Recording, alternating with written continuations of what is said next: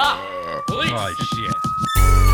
We have a multiple 600 in progress for most of each.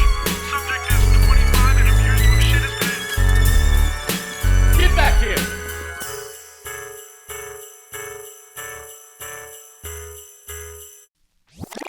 All right, we rolling. Yeah. I would like to thank our new Patreon members. Meet David Tecuatl. Tecuatl. I think I might have pronounced that one right. Or he might have been hammered and just hit some stuff on. I don't know. I'm sorry. Did I just lose a Patreon member? Oops. And thank you, Stephanie Brazil. Nice. Producer tier. God bless you. And those are our new Patreon members. I appreciate y'all. Y'all fund the show. And thank you. Now, today's guest, Chevy Chase over here. Today's guest, dude, we already recorded it. I do the intros afterwards, so there's some inside Hollywood information. And I ain't gonna lie, I was just a little nervous. He's my friend. I've known him for years, but it's just when you look up to the comic, it makes me go like. And I have on today Fahim Anwar, and he's one of the best comics in the business. Period. The guy's just a right machine, and has. Is this mic just sinking lower? Yeah, and you lower? gotta tighten that thing. Maybe we'll just use that. I'm trying to give a heart-filled message, and the mic is just going old limp microphone over here. Anyways, and then I just he's one of the best, and I'm excited to have him on the pod. I already did. Oh, should we just redo this? No, whole this thing? is good. This is great. And he's done so much. He's had a sketch special on Comedy Central. He has a special of stand-up on Comedy Central, and he's just truly one of the most talented comics out there. So I'm excited to have him. Boo is chewing on cords over there. My kitten. You could get her in the shot. You get her. She's not chewing anymore. She's just licking. Very anticlimactic, Boo. Anyways, it's the longest, weirdest intro ever. Let's get to it. Thank you for liking and subscribing and sharing my shit. And if you haven't done so, you should, because it helps me out a great deal. Click subscribe and share and tweet and your pants. I love you all. Thank you. Bye-bye. Fahim Anwar. I respect the R and L. Some people don't care, but I respect it.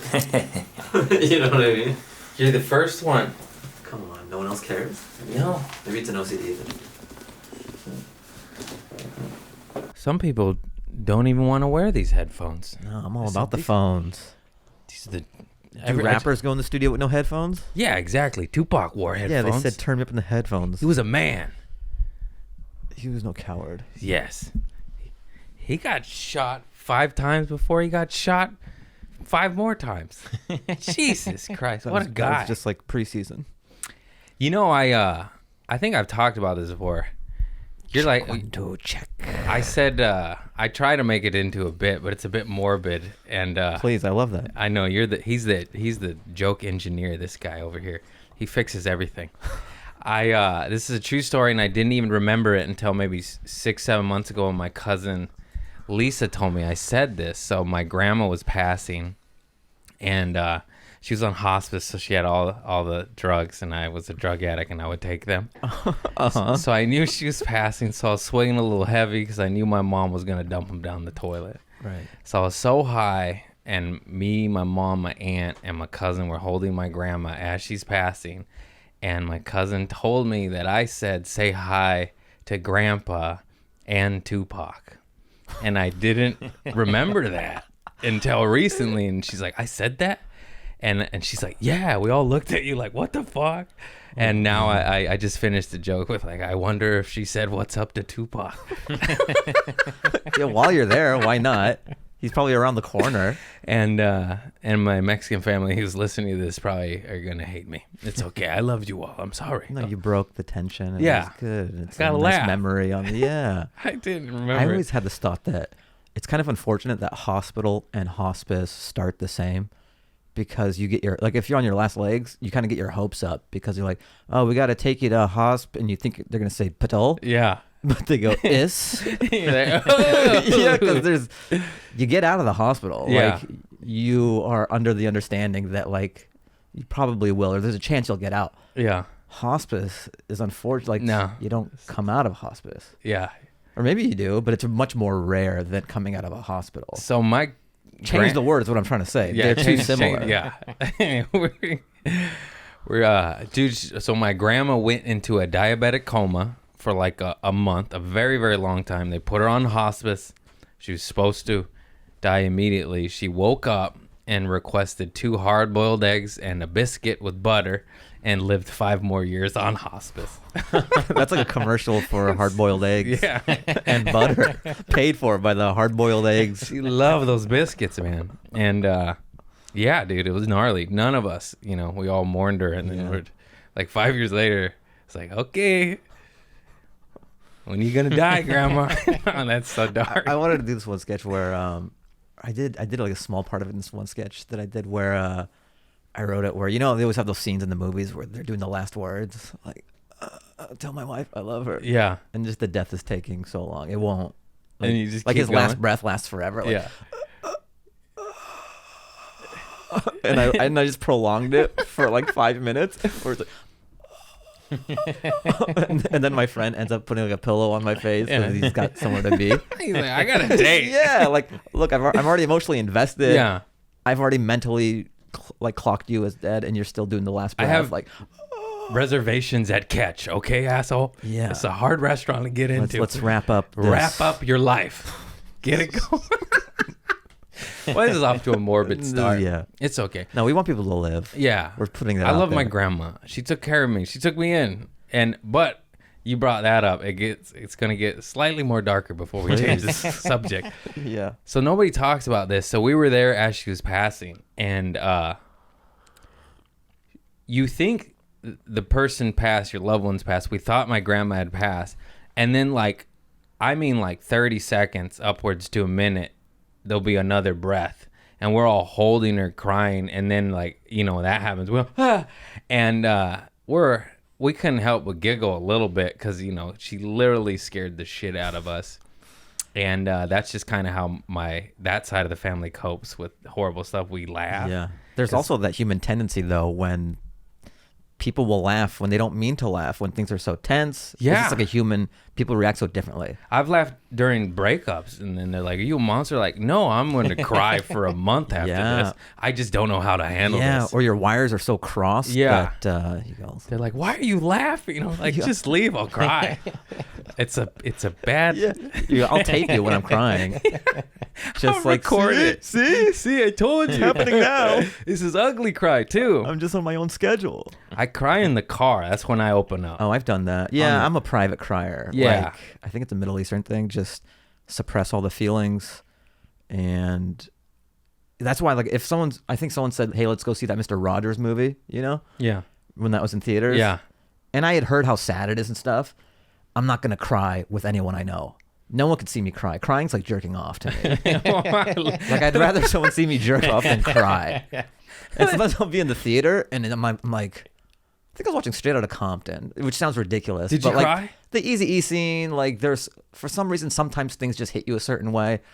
And especially if you pride yourself on trying not to cry for a long time, it's really bottled up. Yeah. You gotta let the parallels of crying and You jizzing gotta are let it very. What? So I'm just in the movie theater, and like, I'm next to someone, and so I'm just like, as long as it stays on that bottom lid, and then I'll do this thing. move. I'll do this thing where I'm just looking at the left corner, so like the images won't be so sad because I'm just looking at the left corner of the movie screen. I'm like edging. A lot of work. Just let it out. Just come No. already. Jesus. No, and then also sometimes I've had like a sneaky tear, just kind of like, and I'm like, okay, I gotta wipe this off without someone knowing that I'm touching my face. So I'll be like,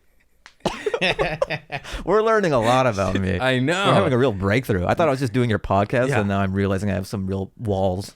You do. You need to cry, man. Cut to the end of it. We're just holding each other, weeping. Well, my dad was never a big crier. The only time I really saw him cry was when I was moving from Seattle to LA, Because Yeah. all of us who aren't from LA, which is almost everybody in the entertainment biz, everyone's a transplant. There's that moment where you pack up the car and you drive out, or you Yeah. hop on a plane. I'm from Seattle, so it was easier to drive. So I graduated college. I had packed up the car and all that, and then, you know, everyone's mentally like, yeah, I'm gonna leave. But then there's that moment when you're like literally leaving, that day and that moment in time where you're literally driving away. And so I'm all packed up. The car's in the driveway. And then my dad, he just kind of like went to the bathroom like real quick. And like I knew, everyone knew, but like, and that was kind of powerful. Where I'm like, wow, I haven't Nice. seen my dad like this before. Yeah, it's a old school generation too. My dad would never I think my mom said she saw him cry once when his dog Enoch died. And that was it. But now I don't know what happened. He kind of turned into a softie. He still won't cry for normal reasons, but I swear on my life, like literally Whitney Houston will belt out a ballad and you'll just see him well up. We're yeah. like, what? All that repression. We thought you were racist. No, I'm just kidding, Dad. I'm sorry. I have this theory that dogs are sort of emotional surrogates for, I'll just generalize and say like Middle Eastern dads aren't very emotional and they try to like not cry and all that. But I think they have this soft spot for dogs because they don't want anything from them. They can confide in them and not be judged. Yeah. You know what I mean? And then especially the horrors, maybe some Middle Eastern people have seen back home, like, you know, my brother, they executed him for political beliefs. Like, Yeah. they could really you could really let loose with a puppy like this. And if you cry in front of a dog, you're not worried Yeah. about that dog telling other people No, he'll or lick judging he'll you. lick Like, the tear right out. He'll love you forever. like you're fine the way you are, and you could tell about the horrors you saw back home Yeah. in your country, and then the dog doesn't judge you, and you get to just open your heart. That you can't do that with other people because you're like, are they scheming? Are they going to tell? Are they going to judge me? It's just toxic And that masculinity. toxic masculinity. We're under a lot of pressure, okay? And then if you cry too much, you're a bitch, Then and you're a girls don't like bitch. you. What is it, ladies? Women, you want it both ways. You want the futurist female guy?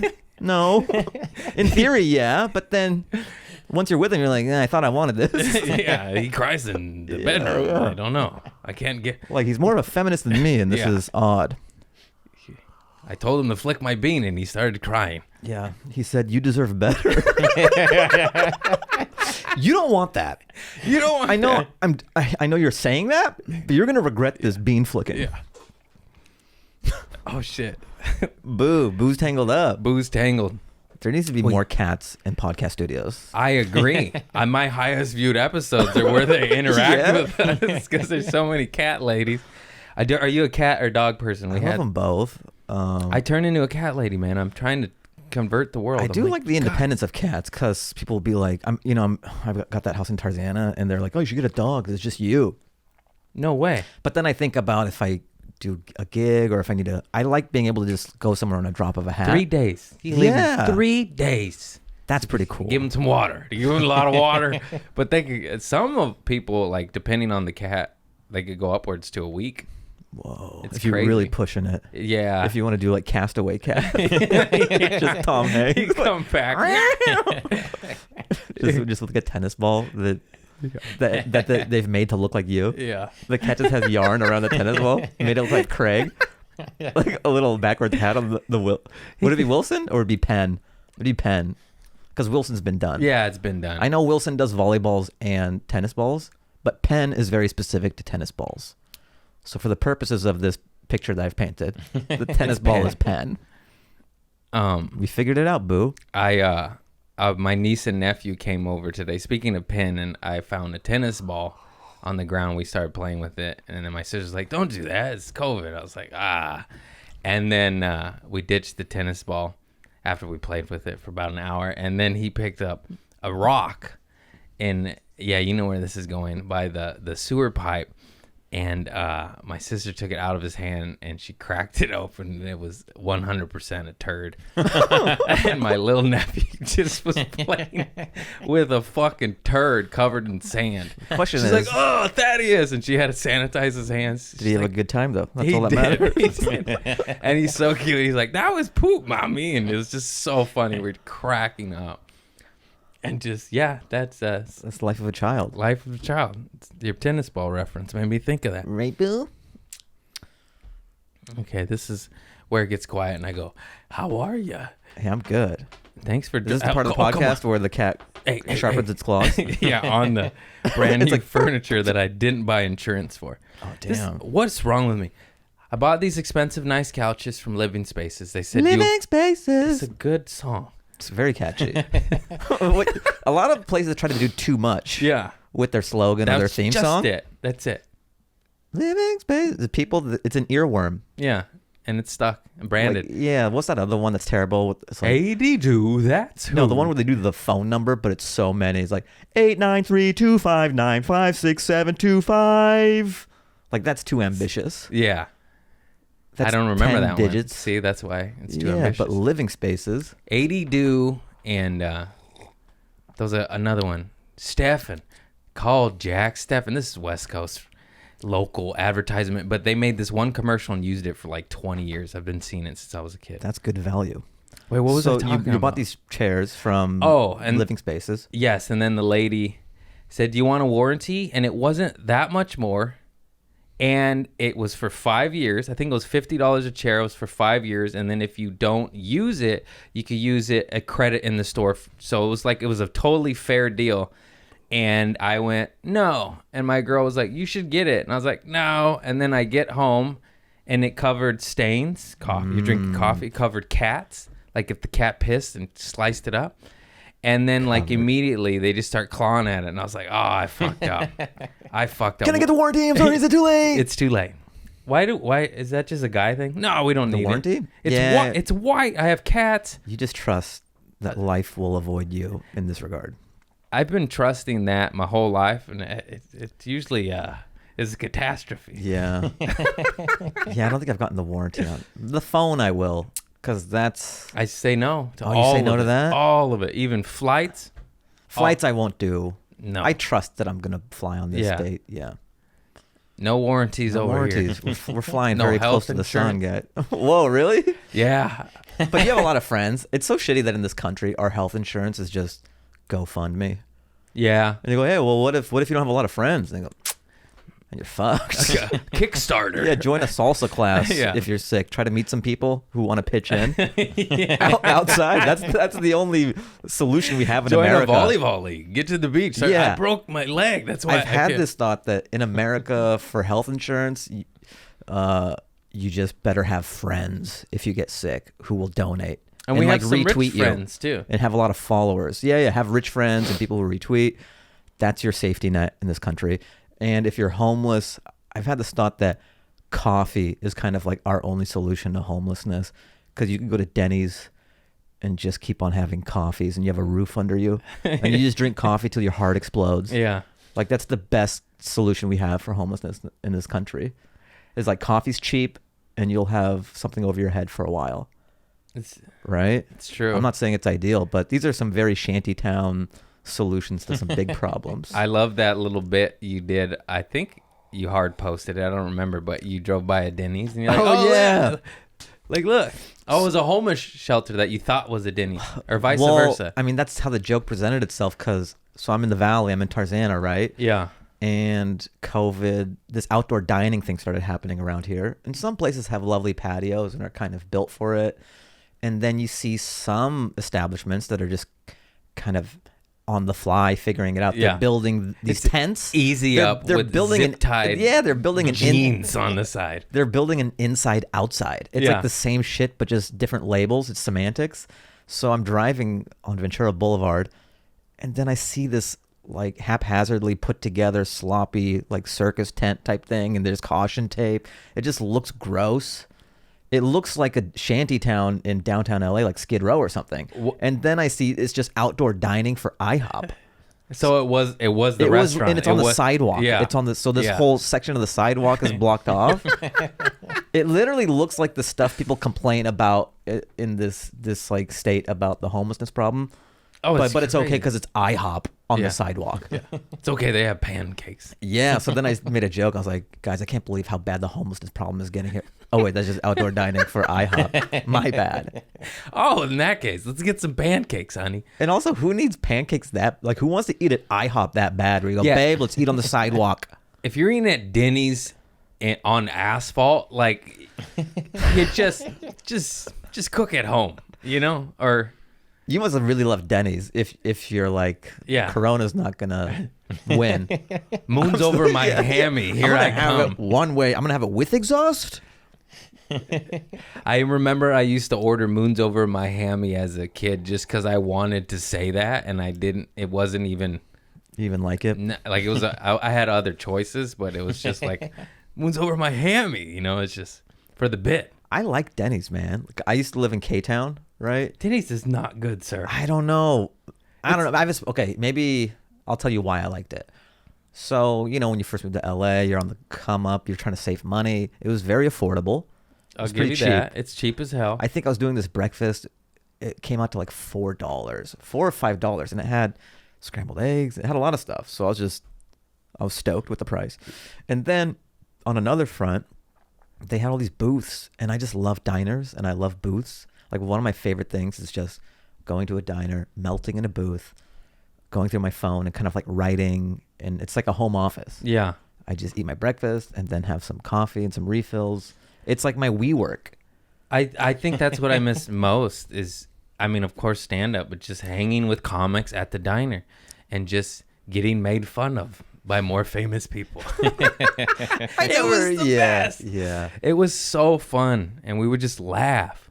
Yeah, and it was great because we would do our sets around town. Yeah. And then our schedules are slanted so late that we have one more meal in us by the end of the night. We've all Yeah. done our sets, and now it's time. It's like our lunchtime. You And, know how and regular we were people starving at starving. midnight, like starving, like not just I want a snack, like I want Yeah, a chicken yeah. club. We're not doing with it to French do it. fries. This is our lunchtime, but Yeah. we happen to be vampires. Yeah. So this is colleagues and everybody at lunch, but it's dinner and late at night, and you really get to decompress the night. Yeah. You have a bird's eye view. You get to say what happened at each club, and yeah, I miss it. I miss it so much. There's a lot of great people I don't get to see anymore because we don't have that diner late night hang or see them at the comedy clubs.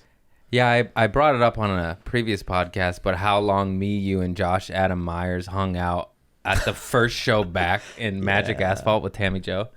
We just stayed because we were like, no, this is it. Yeah, because like when else? It had been so long since we had been let out, Yeah. like we're dogs or something, and we're not going to leave the dog park. We stayed like at least 2 hours past the show. Yeah. And then we even like moved from one hanging area, loitering area to our cars, and then did another like 30 minutes of riffing. And I just remember you writing a sketch in front of us. Did you ever do it? The guy that like danced, moonwalked? Oh yeah. No, I didn't do it, but I wrote it in my phone. Okay. How did it go again? Was it the guy who couldn't stop moonwalking? Yeah.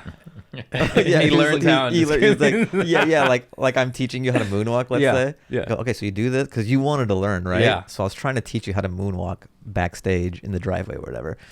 So I'm like, okay, toe up, slide it, switch, and then I just I thought it'd wasn't be very I thought it'd be funny if like, okay, yeah, learn it, and then you, oh, it's happening, and then you just keep, how do I stop? And I'm like, hey, you just do it, and then the sketch would just follow you forever, just like through traffic, like, how do I? I And just then see the- him on like the Great Wall of China. Yeah, just yeah, like, yeah. Just like through the whole Oh, earth. man. And then there's two guys with glass. guys, get over. oh, that's right. The glass. That's yeah. That was the big finale. Yeah, or maybe you're about to get hit by People a were Mack getting- truck or something. People were getting married. You just get I now pronounce you. See, this is the stuff. This is the stuff we miss. Yeah, I can't do that at home by myself. No, I need you it guys. doesn't happen. I could, but I'm just a I fucking need to lunatic. teach you how to moonwalk. I'm just talking to my couch. Oh man. Yeah, so that was a lot of fun, just catching up with everybody and just doing dumb shit like that. Yeah. Those shows are so funny because talk about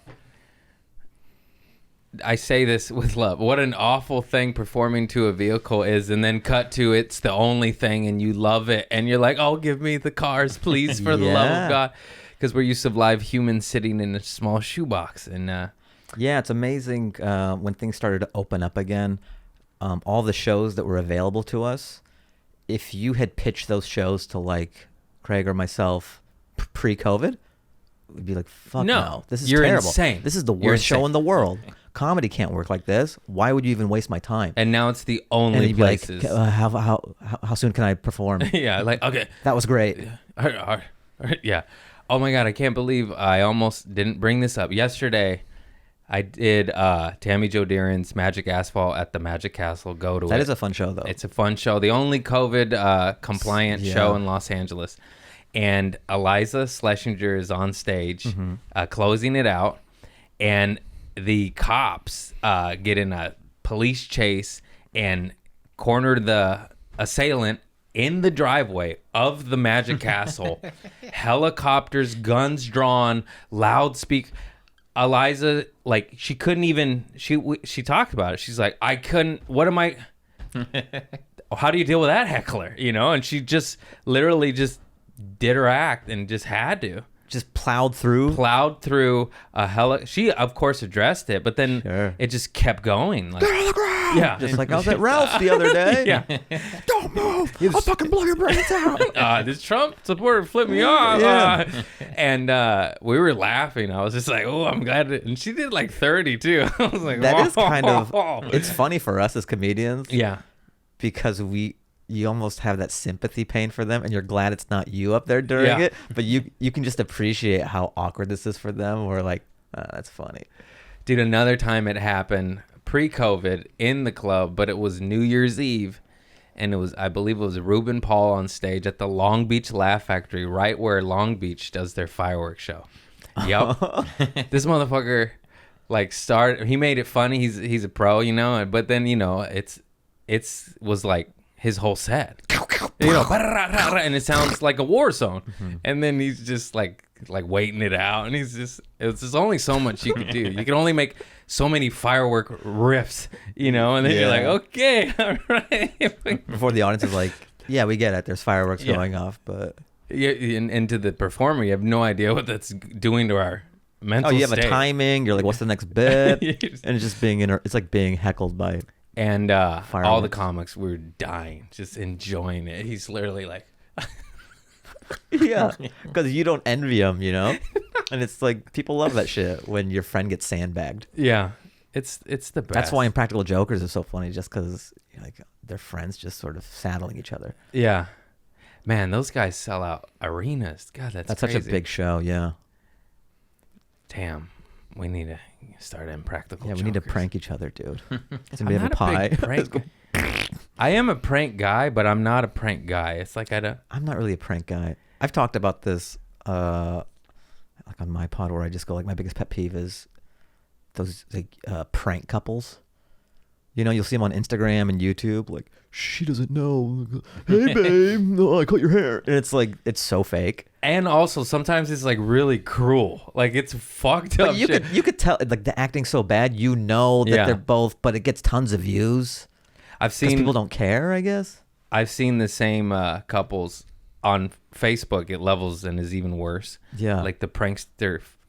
For some reason, the Instagram couple that pranks is a little bit better quality than the Facebook couple that pranks. I don't know why, but I got caught and I was like, how does this have 8 million views? Yeah. This is fake. She's not sleeping. I saw her eyes wiggle. I know. And People yet don't care. I added the view. I added one Oh. more view. But that was a hate view, and Yeah. that brings down the real views. These fucking guys. I think people want it to be true, so that's why they watch it, or they're able to forgive obvious tells that it's fake. Yeah. If it was Daniel Day-Lewis playing pranks, I'd be like, "Fuck, That's, they're really pranking each other." he killed that If guy it was for Nicole oil. if it was you know? Nicole Kidman and Daniel Day-Lewis pranking each other, Yeah. I'd be like, "Why are they pranking each other? This is Are so they married riveting." now? No, but they're Oh, great okay, actors. okay. I was like, what? Nicole Kidman's great. Yeah. Oh my god. Daniel Day-Lewis in There Will Be Blood. I mean, come on. Yeah, so good. Talk about nailing the hateful white man. That's the guy. That's the guy. I was saying he's such a good actor. No one ever tells him to live tweet anything. You know, when he books an acting thing, no one's like, "Can you promote more Daniel Day-Lewis?" Because he's just such a high caliber actor. Yeah. They're like, "We got him. That's such a win." Yeah. But every other actor, they're like, "Okay, we want you to do this YouTube show. We want you to get on here. We want you to do a TikTok with Can this." you do hot ones? Can you do hot one? How funny Hey, is he? Pacino, can you do hot ones? Oh, that's fucking, that's hot. Hoo-ah! That's a fucking hot wing. Oh. Yo, Pesci, can you come out of retirement and do Logan Paul's podcast? Yeah, can you get pranked? Oh, man. Yeah, that's where we're headed. It's sad. I don't know. There's a market for everything. So I'm not knocking it. If people like it, people like doing it, all for it. But we have a different lane. We make fun of it, and yet We I'll make be like, fun I'll of do it. it. I'll do it tomorrow. Yeah. I need to sell some shirts. How many views? Yeah, okay. Okay. I'm just a whore to the views, baby. Yeah. I'm a slave to the algorithm. Oh, fuck these algorithms. I know. You know what I'm talking about. Yeah. It sucks because you think you've cracked it, and then they change it, and you go, oh, okay. Well, what was working does not anymore. I got to figure out the new one. Yeah. And all you want to do is create art. Yeah. And then all my fans wanted me to post stand-up. I'm like, I only have so much of it. It's hard to write. All my new stuff's too long and weird. Yeah, it's that balance of giving some to the fans. I'll try to find that with myself too. It's like This guy's the most writing machine I've ever met in my life. This guy's got, how many hours do you have? I don't know. I do write a lot. I mean, I have the 1 hour special that's already out that Comedy Central picked up, so I don't do that anymore. That's just on YouTube, and that sits there. So if anyone's like, "Hey, where's your special?" or "I want to see one," or "Are you on Netflix?" I go, "Just here's a link to the YouTube. It's Yeah. free." And then I just write a lot. I have a big turnover, and sometimes I'll have bits where I'm like, "This is funny," but it's kind of like a B-side, or it's very fleeting. Yeah. I go, "This has no home in my larger hour, so I can just put this on Instagram." I've referenced you many times. I was like, I wish I was a writing machine like Fahim. God damn it. That's nice. I tell stories, and But that's also, I'm envious of that too. It's very cool. Like, I think comics, we sort of admire styles that are outside of what we do because it's foreign to us, or our brain doesn't work that way. yeah. Like, I don't think I'm a great storyteller. I'm more of like observational and absurd and like paint scenes and like sketch, and I'm like, yeah, it's more jokes. Like, I can't, like when Ari Shaffir had a storytelling show, he asked me to do it, and which is nice and it's like a cool opportunity, but I just didn't have a story that I thought that I could deliver and be happy with. I didn't want to force it. Yeah. So, and I'm sure crazy things have happened to me, but the way you can arrange it or something, and like, I just don't have that. Yeah, I didn't know him until JFL, and then I did his storytelling show, but live only at Montreal. Mm. And then he got let go, or in a weird way, that right? was okay. From my understanding, this is just from what I know. I don't know if it's there's two sides to everything, but so he had that This Is Not Happening with Comedy Central, right? Yeah. So he was the host of it and the creator, and that was his show that he developed. And then he had a Netflix special. So he had a stand-up special on Netflix. 2 It was hours. like a two-parter or whatever. Yeah. That was on Netflix. And then I think Comedy Central was upset that he went to Netflix to do the special. So it was a little petty though, because Netflix, like every comedian dreams of a Netflix special. Yeah, Are it's you going where to you pull get- this guy by his ankles? Like, and he gave you a great show to begin with. And then why are they- you penalizing the guy for doing the thing that anybody in their right mind would do? And then they literally just replaced him with Roy Wood Jr., right? Yeah, they just inserted a different. And I love Roy Wood Jr. as well. Oh, he's so good. He's so funny. He's so funny. His I haven't seen his second special, but his first one is one of my favorite specials in a while. I haven't That was on Comedy Central. seen it, but every comic has been talking He's so about good. it. I love Roy Wood Jr. Yeah. If anyone's watching, do a deep dive. Check out that He's- special and he's his the stuff. man. He's on Daily Show. It's probably how most people know him. But check out his stand-up for sure. So yeah, they just replaced Ari with Roy Wood Jr. because Ari went to Netflix to do his specials. Yeah. And I just thought that was a petty move. Yeah, I know many of comics that have done stuff with Comedy Central and they've made jokes. Like, I make more off my Byron Allen late night appearance than I Yeah. have through Comedy Central. It's so odd because, we've been in the comedy biz for a while, and to see things change, the way media changes, the way companies change. And if you're doing your job, you adapt. And they won't. And it's crazy because Netflix was taking everyone's lunch for a while. Yeah. And people recognized that, and they started embracing streaming, like figuring out a way to do streaming. And Comedy Central just No. they were just playing the violin on the Titanic. They're They were like, "Oh, you're doing that? That's cool. I got to bang out this tune." they would just straight. And I'm surprised. Like 5 years after I thought they would have done the thing, they didn't do it. Yeah. They never got into streaming. They barely, like, in this last 6 months to a year. Well, now they're a YouTube channel. Yeah. Like their solution to streaming is throw everything on YouTube. And now. it's like, you're late. You're late. They're so late that they're on YouTube now. Yeah. That was their best solution. It's crazy. They used to be the top. It's very odd to see the evolution of companies just shift. Like, And they just don't do what they used to do. Like, before I remember I used to always TiVo Comedy Central. You see all sorts of half-hour presents. I used to watch Nick Swartzen's Who Farted. I mean, what a shocker. I've already said that, but it's my favorite. I was like, I could do that.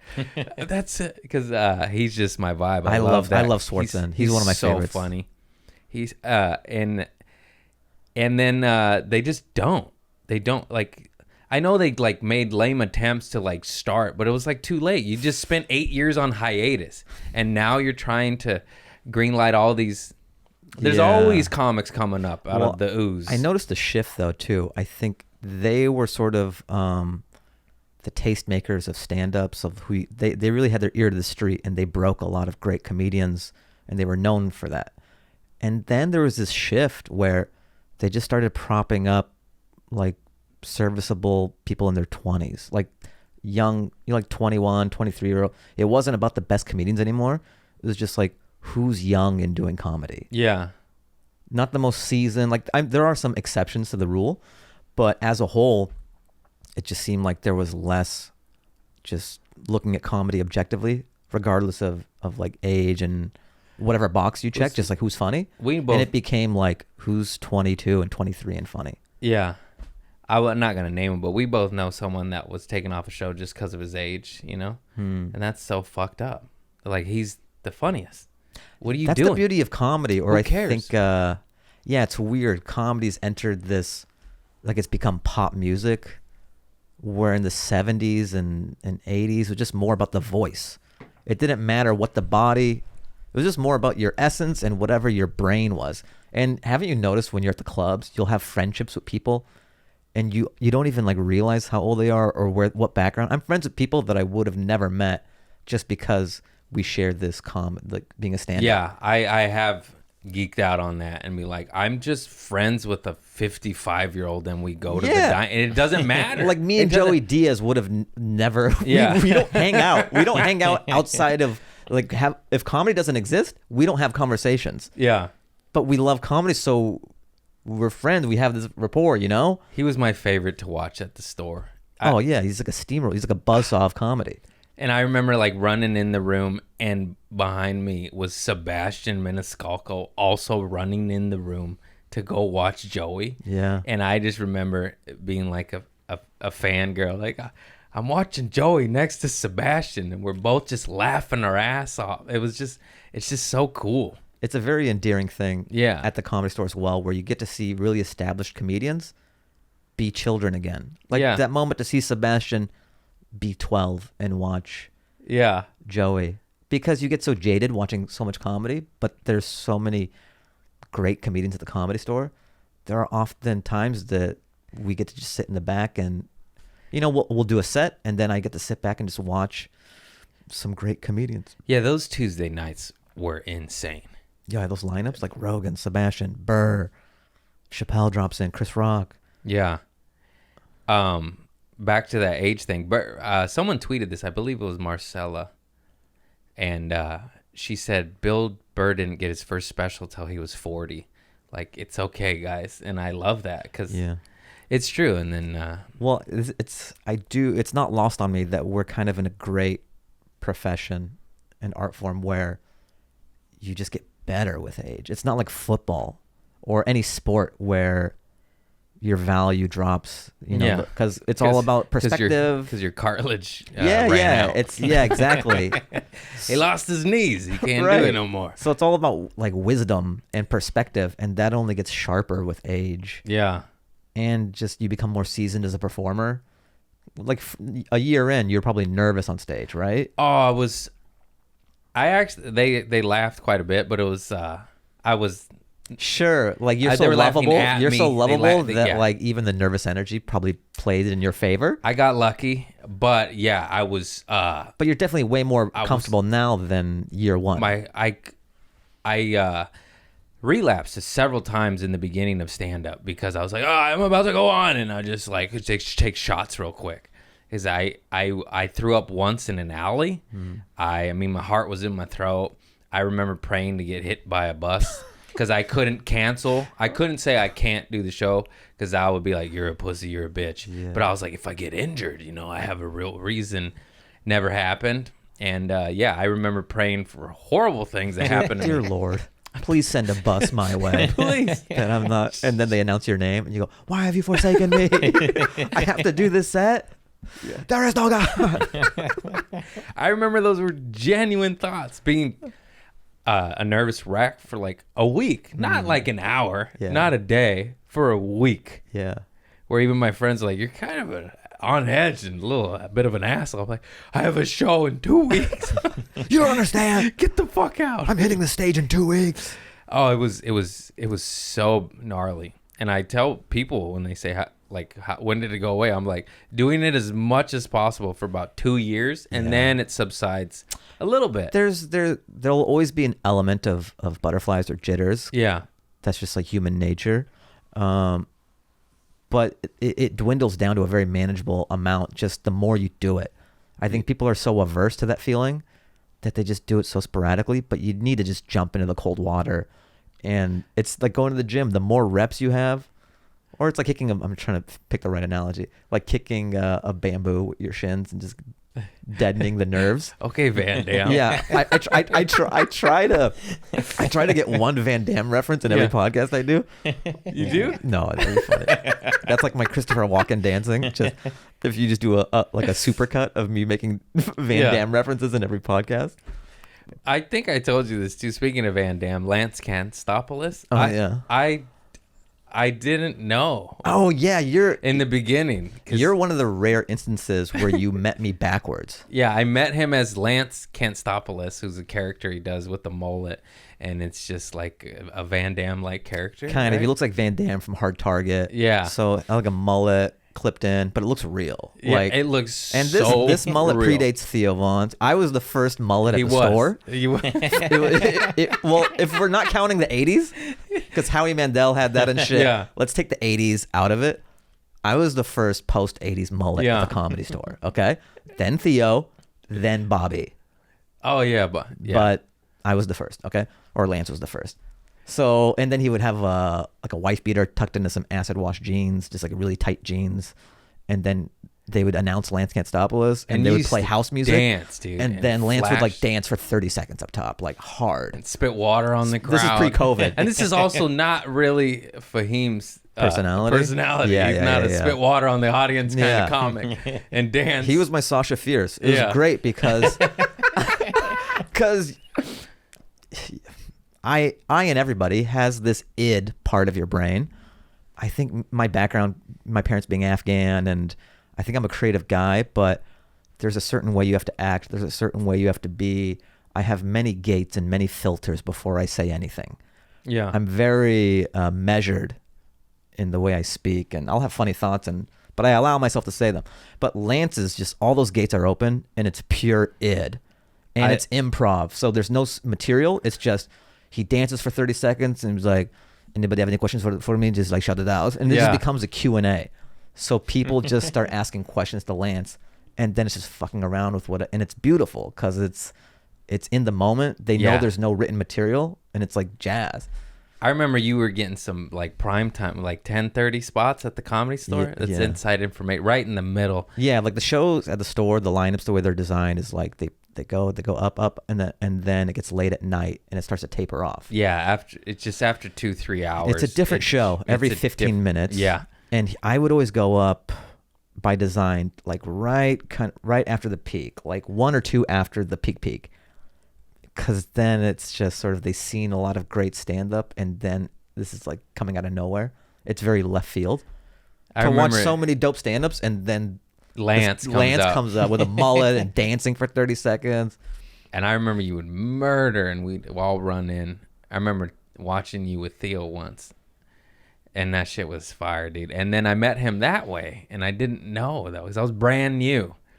And then I'm not too proud. I'm not proud of You're that. not the only one I though. was There like, have been "Oh, some. that's Fahim." There have been some people who saw Lance first and then saw me do stand up after, and didn't piece it together for a while. Some people have gone like 3 months not knowing they're the same person. Yeah, I think it took me like a month or two, and I think I saw you at the Lyric like dress. I was Oh, like, yeah. I was like, oh shit, I'm dumb. That's him, man. That was But fuck. that's a testament to It's just a good staying in the character. character. And Yeah. It was fun. It was cool. I always liked it because, like you said, I'm a joke machine. I have all these thoughts and trying to juggle all these jokes in my head and what I want to do with every set. It's mentally taxing a little bit. Just, all right, what's the order? What do I want to work on? And then Lance it's a mental vacation. I just got to show up. There's no material. I just got to put the shit on and have fun. Yeah, I just got to dance and then answer some questions. It's very freeing. I'm more a Lance kind of guy. You got the hair for it, man. Maybe Lance has a cousin. I remember your character Stu. You remember Stu? Oh yeah, That- Stu Swanson. Yeah. He was a cruise ship comedian whose jokes are too dark for the cruise. So I would come out. Sometimes I would just do it at the end of my set as me. I'd be like, I'm gonna do this character. But then one time I actually dressed up. So Yeah, I, had, I like, was these there for big that one at the glasses. Lyric. I had a blazer. I was like, thank you. How's everybody doing tonight? I go, I'm sure you're familiar with this. Jesus take the wheel. Christianity. Muhammad take the wheel. Uber. It's just a bunch of those. But that's pretty kid gloves. I would have some dark ones. Yeah. Yeah. That was the Lyric was so fun. Too bad it got shut down. Why did it get shut down? The neighbors and It's always them the neighbors. damn neighbors complaining, as well as being well financed and lawyers, lots of lawyers. They 'Cause lawyered beat up? it. They lawyered up. They Hunter actually beat it, and then they came back with like a left hook with some fancy lawyer shit, and then he's like, "Well, that's that," and it shut down. He didn't want to hemorrhage money for a legal battle that doesn't matter. Exactly, for our little dark room. Yeah, Oh, that it was was fun. the That was a great best. cross section because there's the club scene and then there's the alt scene. I think the Lyric was this great happy medium. It really was. It was like this new scene that I had never seen exist before. Because Yeah. sometimes alt can be so alt that they don't want like a smidgen of punching down or punching sideways. Like, you got to punch up always. Yeah. There can be no victim. I'll do alt shows, but sometimes a joke's a joke, and like you don't have to cape Yeah, I never every really second of your life. did the alt. I did like maybe 2 or 3. I don't know. Yeah, I've had my fun with all of them, but I just thought the Lyric was this beautiful cross section of, like they were so savvier than like say like a club, and they weren't too stuck up like a straight up alt. Like, I'm generalizing here. No, there are some it great was. alt It- shows, but some could be so alt where it's like It was what you can do joke wise is this.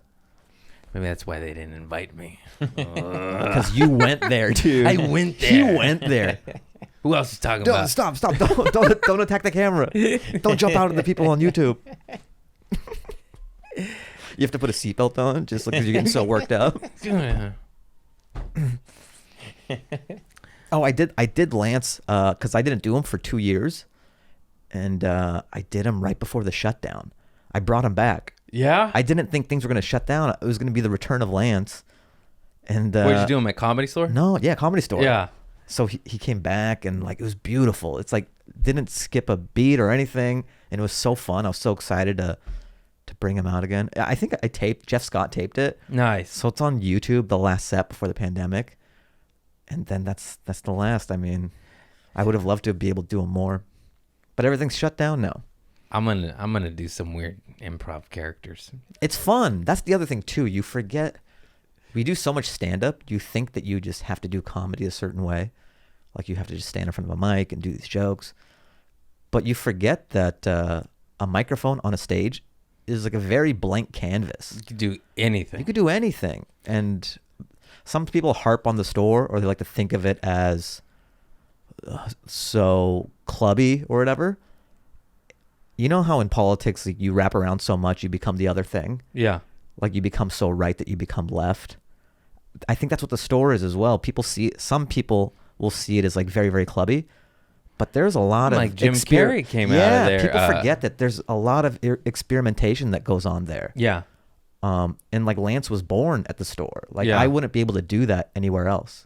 I started in improv. I did the Second City in Mm. UCB, and yeah, I was weird up there. Dude. Yeah. Did you like it? I loved it. I just Was every character Craig? You go, yeah. all right, this is a gardener. Yeah, I'm a gardener. Here's some carrots. All right, this is an astronaut. Yeah, his space is weird. The moon is cold. All right, I'm gonna be a race car driver. You see me going around so fast? Man, I was driving around so fast. Yeah. I in the beginning, everything came out as a Southern woman because I was so nervous and scared, and I could not be anything but that. To where the teacher would yell at me, they're just like, "Don't do it," and I'm like, "I'm sorry." I got kicked out of class a bunch because I was too stoned, and people didn't want to improvise with me because I was still drinking and smoking at that time. And I was the wild card for sure. But when I hit, it was a hit. Magic. It was a hit, dude. It was worth it. Like, it was almost worth it for all that just to connect. That's People all I dream of remember. hitting that level. I fell by I struck out by 80%, but when it hit, man, oh my god, You had a it was batting average out. of 0.5. It was grand slam or fall on my face. Those were the only. Oh wait, that's actually a really good batting average. 0.5. Oh yeah, that's How about- 500%. yeah, that's great. 0.050. Yeah, there we go. Yeah. Sorry for my stats, people. I don't want to anger them on YouTube. It was fun, and I miss it. And then I just met Grat Lyon, and he told me to go do stand-up. 'Cause I always wanted to. I was just scared. That's why I was in improv. And then it's just really hard to get good at both when you're not rich. Yeah, I found that even just time-wise to dedicate your time. Yeah. I just don't think there's a lot of people out there who are sublime at stand-up and improv. Yeah. There's people who are serviceable, but I really think you need to dedicate your life to one or the other.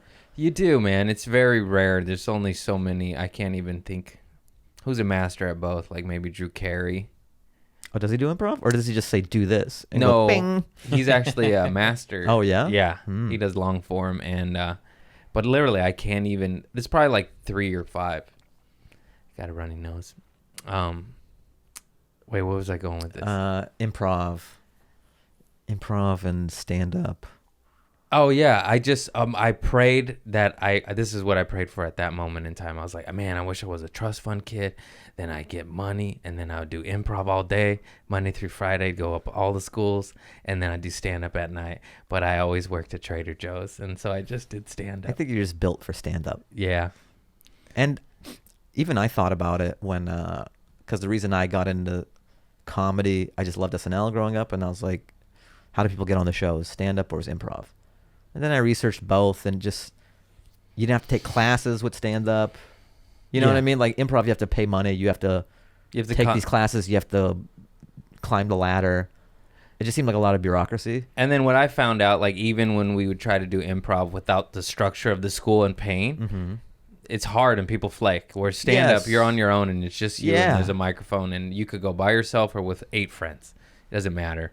It's beautiful. It's like golf. You could play it by yourself. You don't need anybody else. You can get good, and your success is determined by how much time you put into it. You don't have the excuse of like, well, I didn't have people who wanted to do improv with me. Yeah. You didn't have as many variables as to why you're not doing what you should be doing. Yeah. I don't regret it, but I do. There's a part in my soul that was like, you should revisit that. Just for you? that. No one's asking for this? Yeah. No. You go, I just imagine you like kick down the groundlings door. You go, I'm back. Everyone's just like, We didn't let you in the first like, place. who is this guy? Who are you? We sent You you. know. You know. We sent you to UCB. You were too weird for us. I just remember. Too weird for the groundlings. That's saying something. I- They're all about characters. Because what you said earlier, everyone was transplants. I was the only kid in LA, and they were just like theater nerds. Not to be mean, but No, they were. No, yeah. 95% of them were theater nerds, and I was this guy that just hotboxed a joint in my car and never had done a lick of any of this, and was just like, here I am, Sally. I almost feel like you had lived too much life to do improv as well. Yeah. You know what I mean? It was a sheltered environment. Just like your story and you're getting clean and all that. And I think that's more conducive to stand up to draw comedy Yeah. from. Because how do you inject that into improv?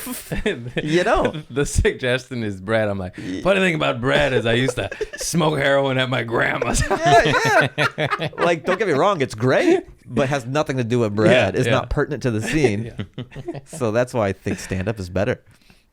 Well, thank you. Yeah. I chose wisely. I'm sure the people here are happy that you chose it.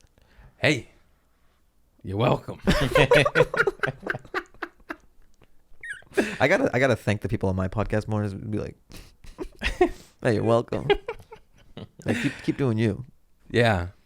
I'm running on empty, Fahim. I need your help. Where are we going next? Where do we go?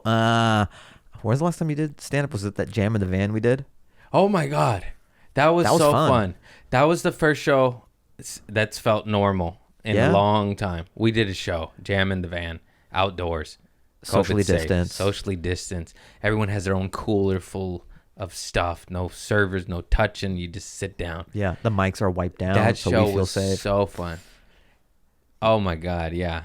I prefer bodies to cars. The cars Yeah. were great. Tammy Joe puts on a fantastic show, but there's just so much more you can learn from faces Then headlights. than a grill. I mean, don't get me wrong. I love cars too.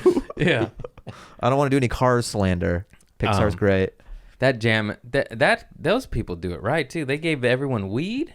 Yeah. I was just saying stuff about weed that I normally never talk about because I have a lot of experience with it, and it was hitting. I was like, you guys. Also, they were just so happy to be out. Yeah. Everyone was crushing because that show was a little too long, and even. you Yeah, know, but there is this thirst for think about the vacuum for entertainment. yeah. People are just at home, they're holed up, so haven't you noticed there's this goodwill? There's so much more goodwill when you're up there as a performer just because they're happy to be somewhere. Yeah.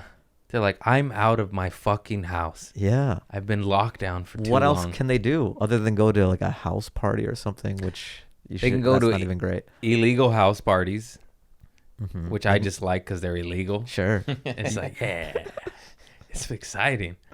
My dad's been going to an illegal bar Yeah. just on the inside. Yeah. Where a I was fan- gonna say, where is this? I don't want to give it up, Yeah. but a fan sent me a message. I just took a shot with your father. And I was like, what? You go, I get this text all the time. Get in line. Who hasn't? And then I was like, he always found the bars that would do that, you know? I remember growing up going to this one bar that when the no smoking, they just said, fuck you, and then smoked in the bar for like 10 years after the law. Jeez. And anyone who came in who complained about it, they're like, get the fuck out. And they kicked them out. They're like, this is a smoking bar. And now my dad's going to a COVID bar. And they're just indoors, no mask, taking shots. They're actually making out. You have to make out with. Yeah. And I Whether was, you're into it or not, it's just the rules. You have to. They're building herd immunity yeah. at this bar. And it just made me happy, like that he's doing that. I don't know. I know it's not safe. It's the American spirit. Yeah. I think that's why we're having such a hard time with it in this country, is that culturally we're not built for greater good. We just have 6 shooters and a horse. Yeah. And we're like, don't tell. We're all just a few steps away from that. Just don't tell me how to live my life. Pew, pew, pew. I can't wait I for do that what I day. want. I do what I want. Yeah. Yeah. But in China, they're like, what do we got to do? All right, cool. You're going to spray me down with the anti-disinfectant hose? Yeah, whatever. I have Dude. to stay in my place for 3 months? Okay. I watched a little thing on how they nip COVID in the butt because they had, Hold on. Did you say butt or bud? I don't know. I'm very curious. I probably meant to say butt, but probably said butt. Because I love finding out people have been saying things a certain way their whole lives. And I want to know, it really feels good when, like, the longer they've been doing it. Like if they've been saying a weird thing since all the way up to like 35 or something, that's the best. I can guarantee I'm a little bit of all of it. I say it wrong on accident. I say it wrong on purpose to be funny, but most of the time it's accident. And I probably have been saying it wrong my entire life. And But it's bud, right? Nip it in the bud. Yeah. Yeah. wait, it's But I like butt. bud, like a flower, like a bud. You think it's butt? Oh yeah. Well, there you go. Yeah. That's funny. I wonder if I'm the only person in your life who's caught it because you say it so fast, or if everyone else was too nice. I have no idea. Well, there's one. That's funny. I was actually trying to say it the correct way. Like, I thought bud was incorrect. I think in the comments, let us know whether it's bud or It's butt. It's Bud. You guys are teaming up on me. It's two on one. No, but they're great. They had like cameras with temperature trackers and face analyze shit, and they'd be like, "Oh, he's got it. Lock down you." And then anyone that was in the coffee shop, stranger. Yeah. This is crazy. Yeah, all that tracing. I don't like that. I'd rather I'd rather get get it. And I'd rather be on a ventilator. I don't give a shit. oh shit, my uncle's on a ventilator right now. It's okay. He'll be all right. Yeah, he'll be okay. Yeah.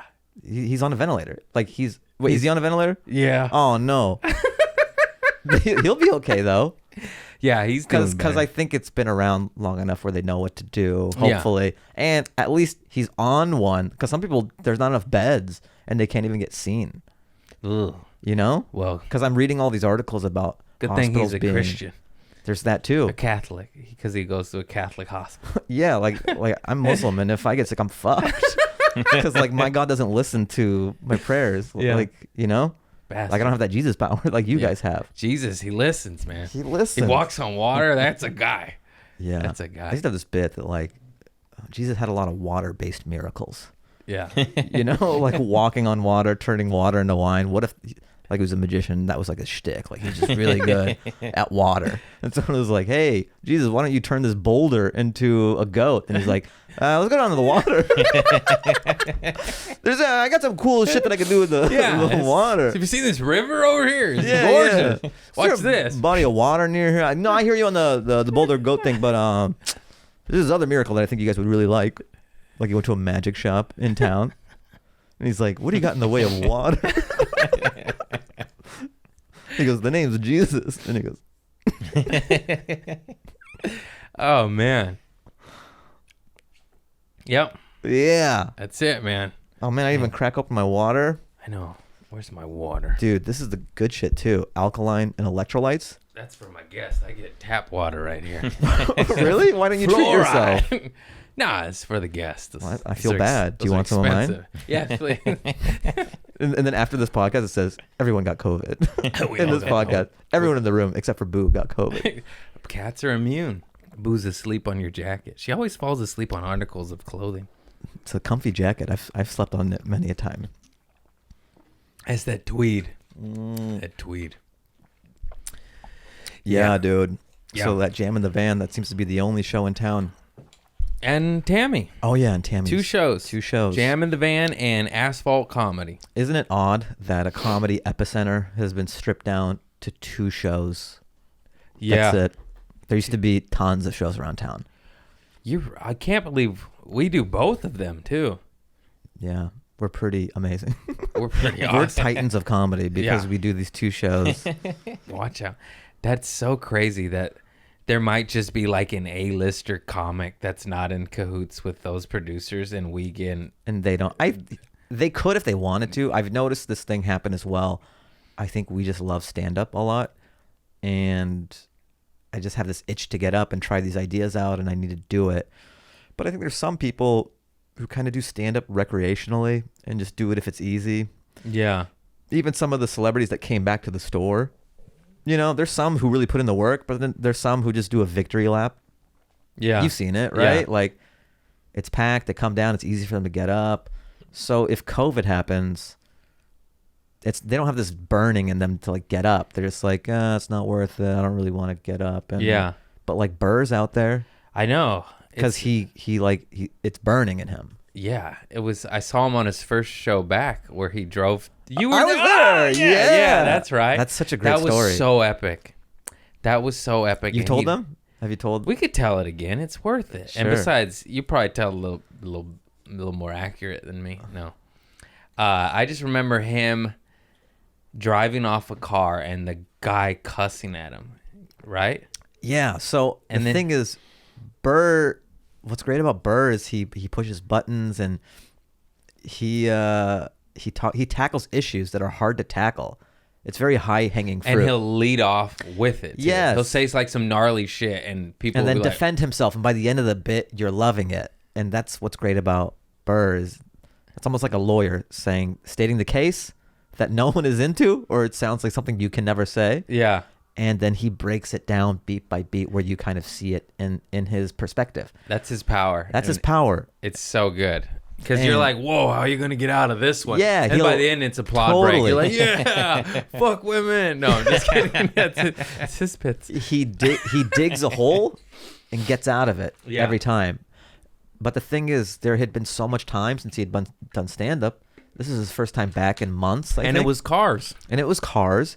So It was his first set in 6 months, he said. yeah, so long. And he's not just doing like silly stuff that anyone could get behind. These are some like hot button issues. And if you don't have the timing, like if it's a little, dude, the longest I had ever taken off pre-COVID is maybe 2 weeks. And then you feel kind of clunky coming back. Just like, where does this go? What's the timing on this? I forget how this bit goes. That's in 2 weeks. 6 months. So he's doing this really edgy joke. And then I think the timing's a little off. And if you say something controversial, you got to have the thing right after it immediately to kind of put everyone at ease. And I think he was like, it was just a little more clunky because he had taken 6 months off. And then the girl went nuts. Someone right? took offense to it. You Yeah. know? So some girl was like, I forgot what she said, but like some heckle thing, like, nah, nah. And then they started honking. Yeah. right? Then the boyfriend was like, yeah. He was chiming in. And then he went real aggro, and he was just like, fuck you. And No, he went, and then Burr goes, yeah, why don't you take your nuts out of her purse? Yeah, I remember that line. Hey, he said, "Hey, buddy, get your nutsack out your girlfriend's purse." And that's when we were. And then they're like, ugh. All the comics watching. I think it was me, you, and Josh. I just remember going like, "Oh Yeah, shit!" Like, yeah. Because it was a first. Like, first of all, we love when we see someone destroy a heckler at a club. Yeah. Seeing this happen via automobile was a first for And us. to one of the best comics In the period. world. Yeah. It's like watching a 4-minute mile or something Yeah. for the first time. So they're going at it. This heckler, then this other car joined in because I bet 4 cars came together. Yeah. And then they're like, meh, meh, they're like honking through. And then they back up. They start leaving. Yeah. So the cars drove off. You remember what he said? I remember this one. He's like, I'll go. He said something like, "Go ahead," and then he's like, "I've walked people before. I've never driven people." And then we fucking lost it again.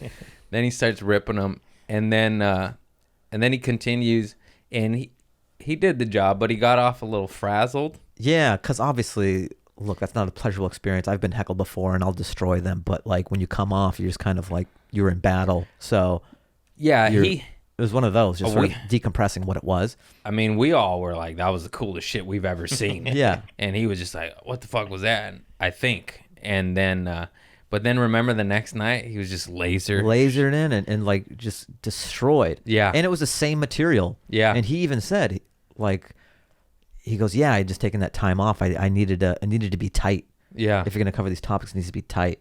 And so he just needed to get the rust off on that. Someone took it the wrong way, even though I didn't think it was that offensive. And then the second night, he just crushed Yeah. with the same material. That was so cool to watch because the first night he came in joking around, talking, "Hey, what's up, fella?" The second night he was just like, It wasn't "Out of talking to my way, anybody. boys. It's like, Just I'm a man on fucking a mission. Because he wanted to work those bits out. He was working them out for the Chappelle, the summer camp. Oh, Because he's like, these fools have been performing for a month, and it's Chappelle and Donnell and etc. You know, he's Yeah. like, I can't go in rusty. He's like, I need. So that's why he started running it. Oh, okay. And then after that was SNL. SNL. I loved when I saw that he was hosting SNL. That just made me feel good. So cool. Just because So part of cool. the reason I love Burr, I think we share this love for Burr. He's probably like one of my favorites, but the manner in which he's gotten to where he is. He wasn't a guy who got out. He even talks about it. Like in Hollywood, there's the guy who comes off the bus and has like, the wheat in their teeth. And they're Yeah. like, you're the guy. You're in all the movies or whatever. And then there's the people who just chip away and just get great over time and undeniable. And he's just one of those guys. Yeah. Yeah. He, you may have seen it when he rips Jamie Masada and makes fun of him. It's like, I got sunburn on your fucking open mic. I crushed, and you didn't pass me, so I went to New York. And he just moved to New York because Because of Masada? he said that in an interview with Masada. I don't know if he was just giving him a hard time, but he's like, I don't know what else you fucking wanted from me. And it was just so funny. He's like, yeah, I went to New York because of you. So Jamie Masada kind of made Bill Burr then. Yeah, he did by saying no. Yeah, it's sort of like the Billy Elliot thing where you tell someone they can't dance, they're going to be the best dancer in the world.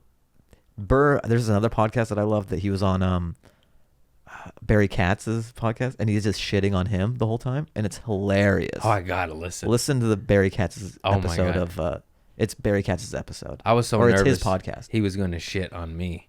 Oh really? And How was the he with you? I gotta nicest, watch dude. it. He cared. I was nervous, and I even had notes for the first time in my life. And no, he was just the coolest, dude. That's cool. I want to ask him to do mine. I'm like, I kind of had what you had, where you have these guys, and we'll talk and stuff, at the show. And he's even given me a shout out in an interview. Yeah. Where you're surprised. You go like, I'm surprised you even know who I am, or Yeah, dude. Believe me, that was the most mind explosion. He got flagged me down in the hallway at the Comedy Store, and I was like, "What? You saw my shit on the internet?" Yeah, you just don't think that you exist to these people. Yeah. So that chasm between you and them, it's hard for you to say, hey, will you do my podcast? Yeah. Like, because they've done SNL and they've done all these things. And No, just Josh. I've said it a bunch, but who cares? Like he first of all, he said, "Do you know him?" And I was like, "Yeah, he likes me. He told me." Yeah. He's like, and then absolutely yes, ask him. He, if I would have said no, he would have been like, "No, you fucking nuts. You have to build a rapport and a relationship." I guess I do know him. Like He wrote about you in an article. Yeah. You can ask. And then I did his sketch show for Quibi. Oh, nice. So, and this was kind of when people were like, is Quibi existing anymore? It was on his deathbed a little bit, but it wasn't official. But we were shooting this sketch thing, and it came out pretty good. I've only seen a little bit of it, but now Quibi isn't a thing anymore. So I think they're going to recut it, and maybe it'll go somewhere else, maybe Netflix or a different home. Yeah. But that was cool just to say like, hey, can you do this sketch show? Nice. Yeah. And I love sketch. And of course I love Burr. Like they let Bird do a special on Netflix, and then a Quibi show, and then a Comedy Central show. Yeah, play He didn't nice. take his show away from him. Yeah, I don't get it.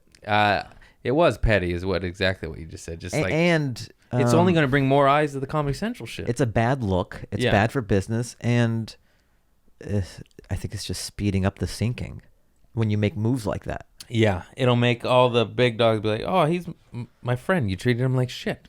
Yeah, comics aren't gonna like it, and then they're not gonna want to do business with someone who's like that petty. Yeah. Unless Comedy Central throws a lot of money my way, and in which case you're completely in the right, and he should have never jumped ship. And where's your loyalty? Yeah. I know how to play both sides. I'm in Hollywood, baby. We did our sketch show with Comedy Central at Goat Face. Yeah. They were lovely with us. I remember they seen your billboards everywhere. It Yeah, so that was cool. that was really a cool moment where you're just driving and you see your billboards. Yeah. That's such a mind fuck. And it's great. It was in New York too. I think we were in Times Square. We had that, and then around LA, the LA area. And then it came, and it was very cool. It was a 1 hour sketch special. Hassan Minhaj who's on Daily Show. He was in the sketch group too. It's YouTube stuff that we used to do, and then And we finally got Asif. to do Asif, Aristotle. Nicest guy ever, Asif. Yeah, Asif's great. He's like books everything. Yeah, He's he acting does. in everything. He's in Mandalorian. Mandalorian. And- He's gonna be in WandaVision. and sitcoms and movies and Disney. Yeah, and if you see his face, you'll know him. Just you're like, Asif oh, Ali. I've seen that guy in 90 things." Commercials. The most, he's the most famous, unfamous guy. That's not a shot. I love him. But Not you at know what I all. mean? But that's the sweet spot. I would love to be Yeah. just be in everything, and then you're not hassled. You're making good money, and you're working. And you could go to Trader Joe's and buy your groceries and That's the not be litmus test. harassed. Yeah, that's true. God, what a nice guy. He texts me every Thanksgiving. Happy Thanksgiving, Craig. I thought I was the only one getting those. Fuck you, Austin. Aristotle's awesome too. Yeah. I look back on it, and I feel like Goatface, our sketch group, was kind of like the Mickey Mouse Club of talented brown performers. It was. Yeah, like look at like Hassan doing great things, Asif doing great things, Aristotle doing great things, like as a director and an actor, and myself. On my couch. I don't need to tell you. I'm on a non-warranty couch. I've made it. I have electrolytes. Yeah. You got it. Dude, How good was that peach black tea, that was though? very good. It's so good. That was off camera. They can't see it, can they? Just, okay, I'll That's describe alright. it to you. They- It's a no. Trader Joe's sparkling black tea They know about with it. peach juice beverage. I read them the ingredients one day. What if your entire podcast is just an elaborate sponsored content for Trader Joe's? They're going for the long con. I wish. One day they'll pay me to do their corporate gig. You watch. I have two loves that I'll always shout out on my podcast, and they're not even paying me, but like I'm into Topo Chico. Oh my God. Best mineral water, hands down. I don't know why I discovered this so late in life. It's Mexican. How long has it been around? For 100 years, I believe. Oh yeah, it says 125 years on the bottle. Yeah. But for some reason, I'm only just.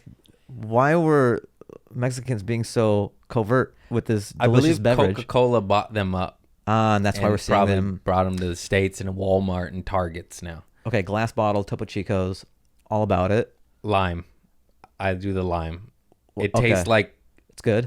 my uncle squeezed the fresh lime in Whoa. there. I heard they actually have an assembly line of uncles who squeeze so you can feel the TLC. They Yeah. really work them to the bone. Yeah, Like bad hours, they don't get bathroom breaks, No. but you get that real uncle, that real authentic Her uncle uncle experience. sweat. And they're like, adios mio. Ay, Dios mío. Adios mio. So, Topo Chico and air fryers. I just got into air frying, and it's changed my life. My sisters keep telling me, Do it. just not a lot of counter space here. I get it. I get it. Counter space is an issue. I know. Figure it out though. All right. Get a table. Get an air fryer table if you have to. I'll put the air fryer in my oven Do it. and just not forget about it. Ovens- Preheat the oven. Oh, Yeah. Ovens are obsolete now. I've Okay, been- your Betamax ovens. I've been just good for baking. turkeys, and that's it. I got cookies, bro. Ah, fuck. Can you not air fry baking like cookies? We'll find out.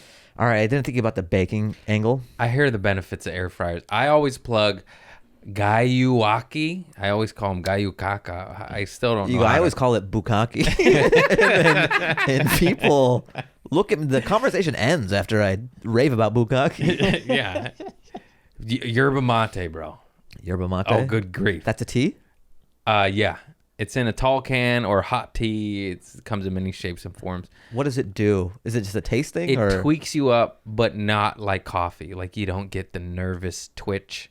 You don't get the glitch in your eye sockets. Huh. You don't What if I shit like your that? pants. I love shitting my pants. Well, you're in luck for the finale of this podcast. This is the segment I like to call, and you just go. I just see your face do this. Like I can't believe you didn't get a warranty when this is a segment of your show. The How shitting have your I not pants. been sponsored by Squatty Potty yet? Is my real. My dad's been trying to get me to write a joke about bum wipes for 8 years. I swear to God, since I started, he's just like still. for like next Father's Day? Yeah, I'll do it. I don't even know how. He's just It'll like, be a "Bum card, wipes." and the joke will be on there, and you'll start crying. Like you did it. Well, there's no joke. He's just like, they're called bum wipes. It's for your bum. You should use that. I'm like, You okay. go, what do you mean? Just say that into the microphone? He's like, yeah. And he will not drop it. I'm not exaggerating. It probably has been at least 6 years. And he'll just bring it up every so often. If you don't do it, can I do it? You Can I go take for it? Yeah. And then he starts calling me like I become his son. He would. He's He like, disowns you. he's done it before. What? So wait, what was the bukkake thing, or what is it? What's it called? Gayuaki yerba mate. Ah, okay. Oh my god. Tea bags, loose leaf tea, tall cans. It comes in a yellow can. It's phenomenal. There's so many people It'll tweak me addicted up? to it. Yeah, but in a good way. In a not like, because I drink too much coffee too, and Yeah. I'll just be driving and be like, oh shit, in my heart. Yeah, And my I know what eyes you mean. lock, and I'm like, you fucked up. Cold brew will do that to me. That's I live on that stuff. I was doing cold brew, and then my heart would flutter and stuff, and it just felt like bad news. Yeah, I do cold brew concentrate every day, and That's too pure for me. it's But you've been through some shit, so I get it. it's sad that I like look forward to hurting myself with cold brew in the morning. Like I'll go to bed, I'm like, ooh, clean slate in the morning, baby. I used to try this joke, or maybe it's too hard to explain on stage, but I like the concept of like having a cup of coffee in your dreams, and then you go, oh great, now I'll never wake up. Yeah, that's some mom's Right? yeah. Like there's like, if to do that to an audience member, it's maybe too much linkage to try to get it. Yeah. But I just love the concept that the dream version of you is just wired and you're sleeping till 3 p.m. That's like that's a thought a stoner would have, but then be genuinely terrified of it too. Like, Oh man, I did weed. Have you seen me talk about like I've done it like once or twice. I'm not good on it. I just think too much. I spiral. I've never seen you stoned. Yeah, only because Or I've talked done about it. it, I don't think. Just from my experience, like alcohol will kind of loosen the leash that my mind is on, and then marijuana, there is no leash, and it's just like a lot of, I can't like wrangle my thoughts or anything, and it's scary. I don't like it. You just turn into Rain Man. You I start turn into counting Rain Man, or toothpicks something. kind of, or you start bouncing around everywhere. But then it was like that. Okay, so like, but then I could just be dumb. Like I could just allow myself to be dumb, and that was kind of fun. You know what I mean? Yeah. Like, I don't know if it's just my experience, Well, there's different strains. You just need a That's the thing. strong indica. because some people are like, "Let's find your strain." I go, it was so not fun that I'm not trying to like double down on this and really get it. I'm just like, oh, this isn't it either. Like 12 times. Just crippling anxiety We're not there yet. until you find Dr. Manhattan, you know. There it is. But I did have the weed thoughts or whatever. Like I was thinking, there was 2 times I was with Mike, you know. Yeah. So we're on the couch, and then we're watching football, and they're showing highlights, and there's football players, and there's some guy that's jersey is like number 11 or whatever, and I go to the guys that go like, you know, he chose that number because of 9/11.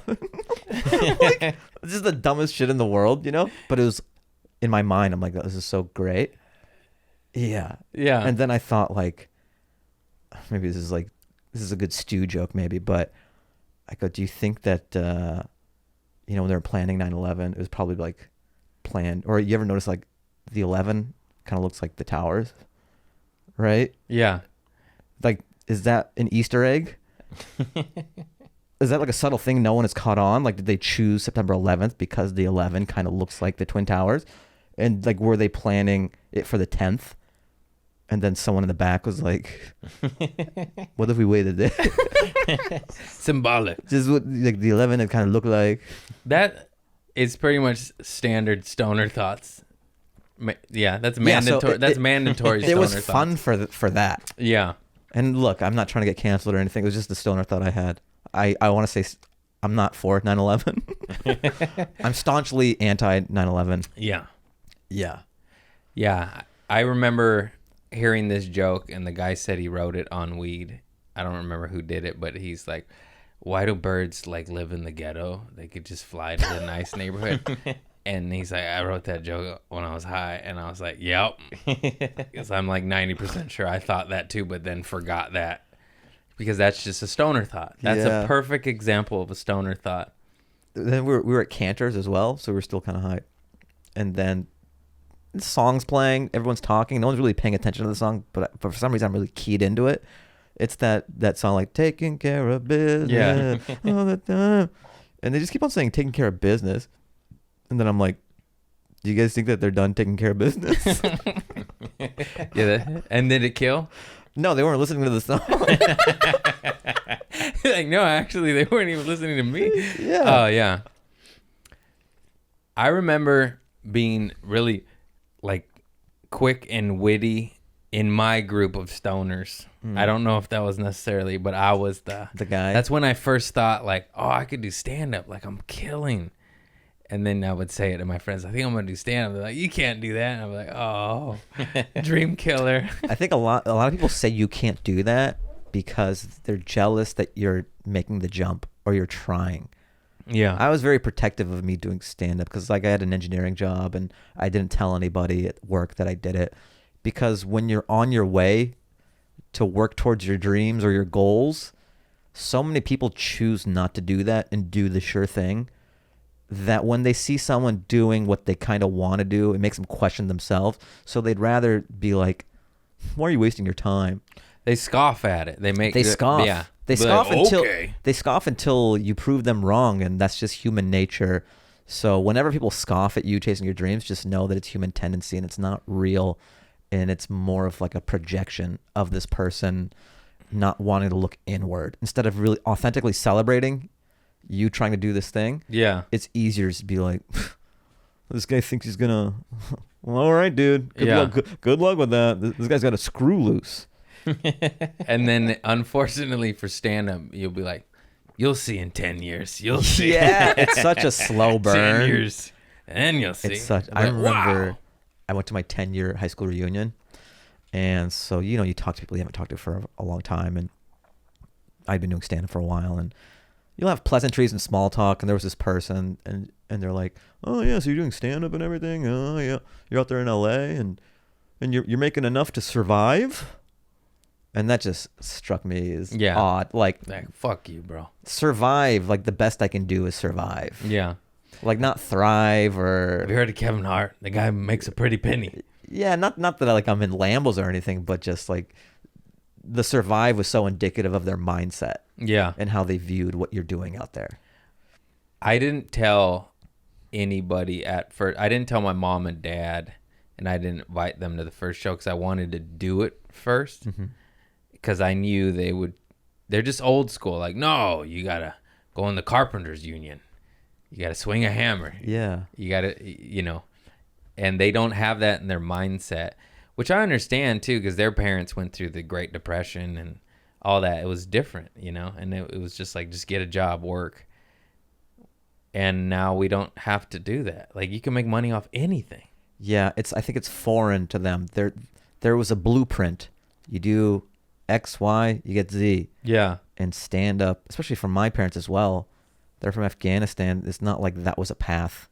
Yeah. Like, all I got to do is get really funny in Afghanistan, and then I'm on Easy Street. Yeah. It's just such an outer space concept that's why they were like doctor, the stereotypes, doctor, lawyer, engineer. I can't believe those are sure things. I've never asked this. Are you born here? Yeah.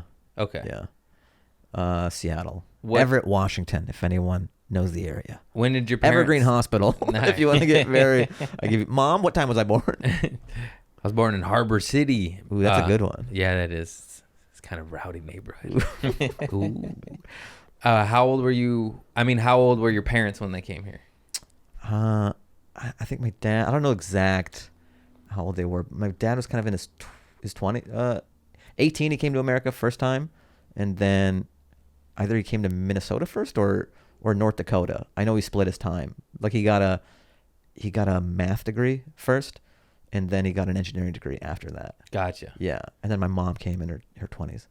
Nice. Yeah, my grandparents. My mom's born here, but my grandparents were from Mexico City and Chihuahua. But they did the damn thing. They started 2 Mexican restaurants and a tortilla factory. Yeah. And bought some property, and they fucking bam. Yeah, it's really inspiring. We're American. We sort of think things are done a certain way, and we have a ceiling just because we're born here. Whereas there's this free thinking mentality with the immigrant spirit, because they've already done an impossible thing, which is coming to a country they don't speak the language, and all these rules that Americans think exist, they've already kind of cheated the rules, or they've already, I don't know, they're playing with house money at this point. Like, all right, I did the thing that you're not supposed to do, or that's already outlandish, and they they get these businesses, and my dad gets an engineering degree, and I love nothing more than seeing the Armenian guy buy a hot dog stand, which turns into 49 hot dog stands, and then he's Yeah. a fucking millionaire. That shit is awesome. I saw this documentary, Donut King. Have you seen it? It's the same concept. You know Yeah. how there's so many Cambodian-run donut shops in LA? Yeah. Chains don't exist here. Back in the day, it was Winchell's. There was just these chains, but Duncan came, but like last they year. couldn't- yeah. Like last year. because of the Cambodian donut market, this guy he like came here, and then he trained at Winchell's Donuts, so he learned how to make the donuts, and then he built his own shop, and then by doing that, he was able to sponsor other Cambodians to come to this country, and like taught them a trade and a profession. Then they would open up their donut shops, and it was just this bridge, and that's why there's so many I fucking love independently that shit. run I donut love shops, that shit. and this guy was a millionaire off of doing that. Yeah.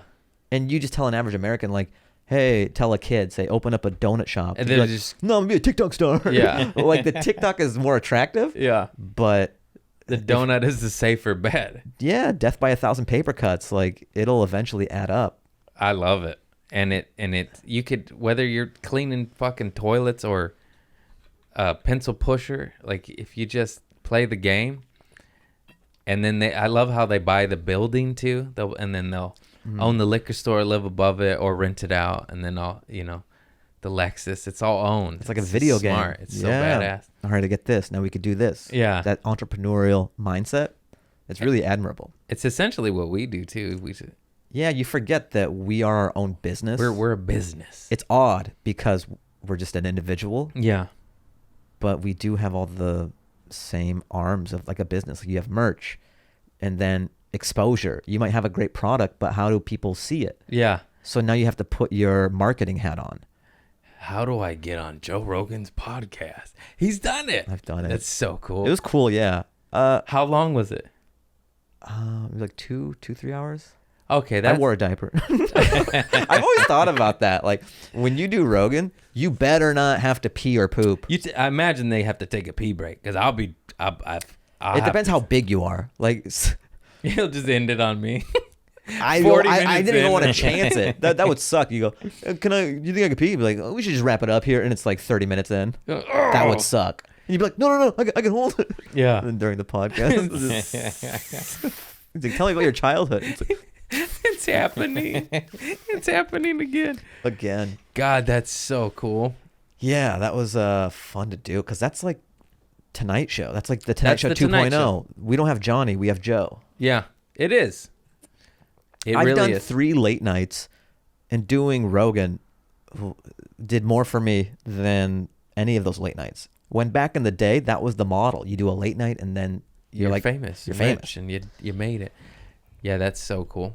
Do you still want to do late night? Did we talk about this or? I'll do it. Okay, but you're not. Are you like pining to do it or no? No, it's more just validation and cool. It's more of a feather in the cap. But honestly, what you're doing with this and Instagram, and that's more important than doing one like late night. I learned that, and it just because we all want to get on the late night. I want to do Conan. I grew up watching Conan. Yeah. And it's just sad that even if you do it, not that it isn't the coolest shit ever, it just doesn't do that much for your career. Yeah, the trouble is or what I've noticed is when we were kids, we loved comedy and we saw the blueprint, like what the blueprint was when we were little kids is hardwired into our brain. Yeah. So we value that the same as like when we were 15 or 18, whatever the age.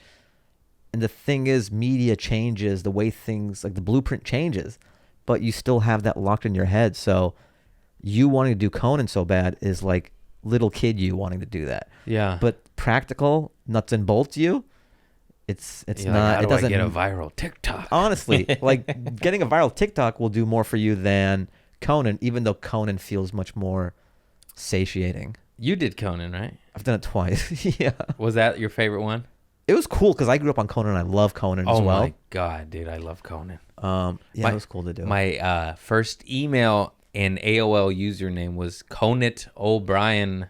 Ooh. I loved them that much. I made my damn name that with the 0 because then it looked like a big O. You know? That damn sign. You can't even do it with the 0. Yeah, it was cool to do just because I grew up with him, and he's one of my favorites. Yeah. Because he's touched my favorite shows, SNL, The Simpsons. Simpsons, and his show. Yeah. His show after the Tonight Show. His old school one. His the old school coked up one in New werewolf, York? The masturbating Masturbating bear. Come on. Pimpbot. Oh my God, so many. FedEx Pope. In the year 2000.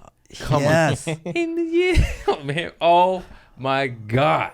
So it was very cool to be able to do the show that I grew up watching and talk to Conan. I wrote him a letter afterwards, just like saying all those things that you've touched everything that has informed me as a person in my comedy aesthetic and all that.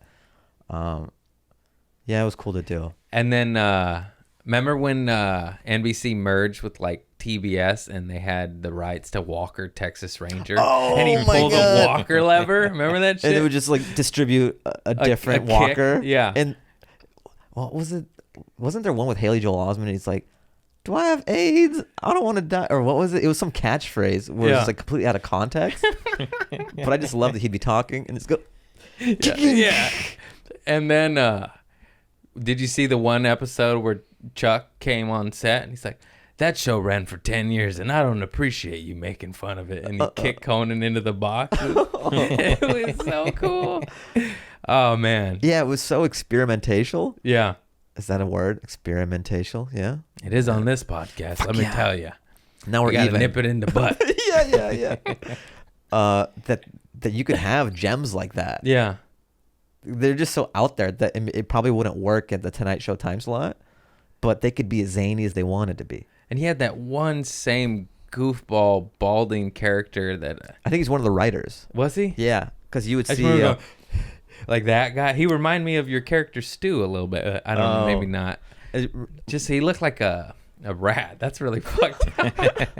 Remember the guy who can't clap really well or whatever, where he's like in the audience. Oh yeah. He's trying to start like a chant, but it's just like off and just like weird characters. He had the most random plants in the audience ever. I feel like he doesn't do that stuff anymore. Did he have to not? Because I think the NBC format changed. Oh, he couldn't keep up the same characters. Yeah, it's like NBC. You're keeping coked up werewolf. Yeah, Come on. they're doing nothing with it. Let him go.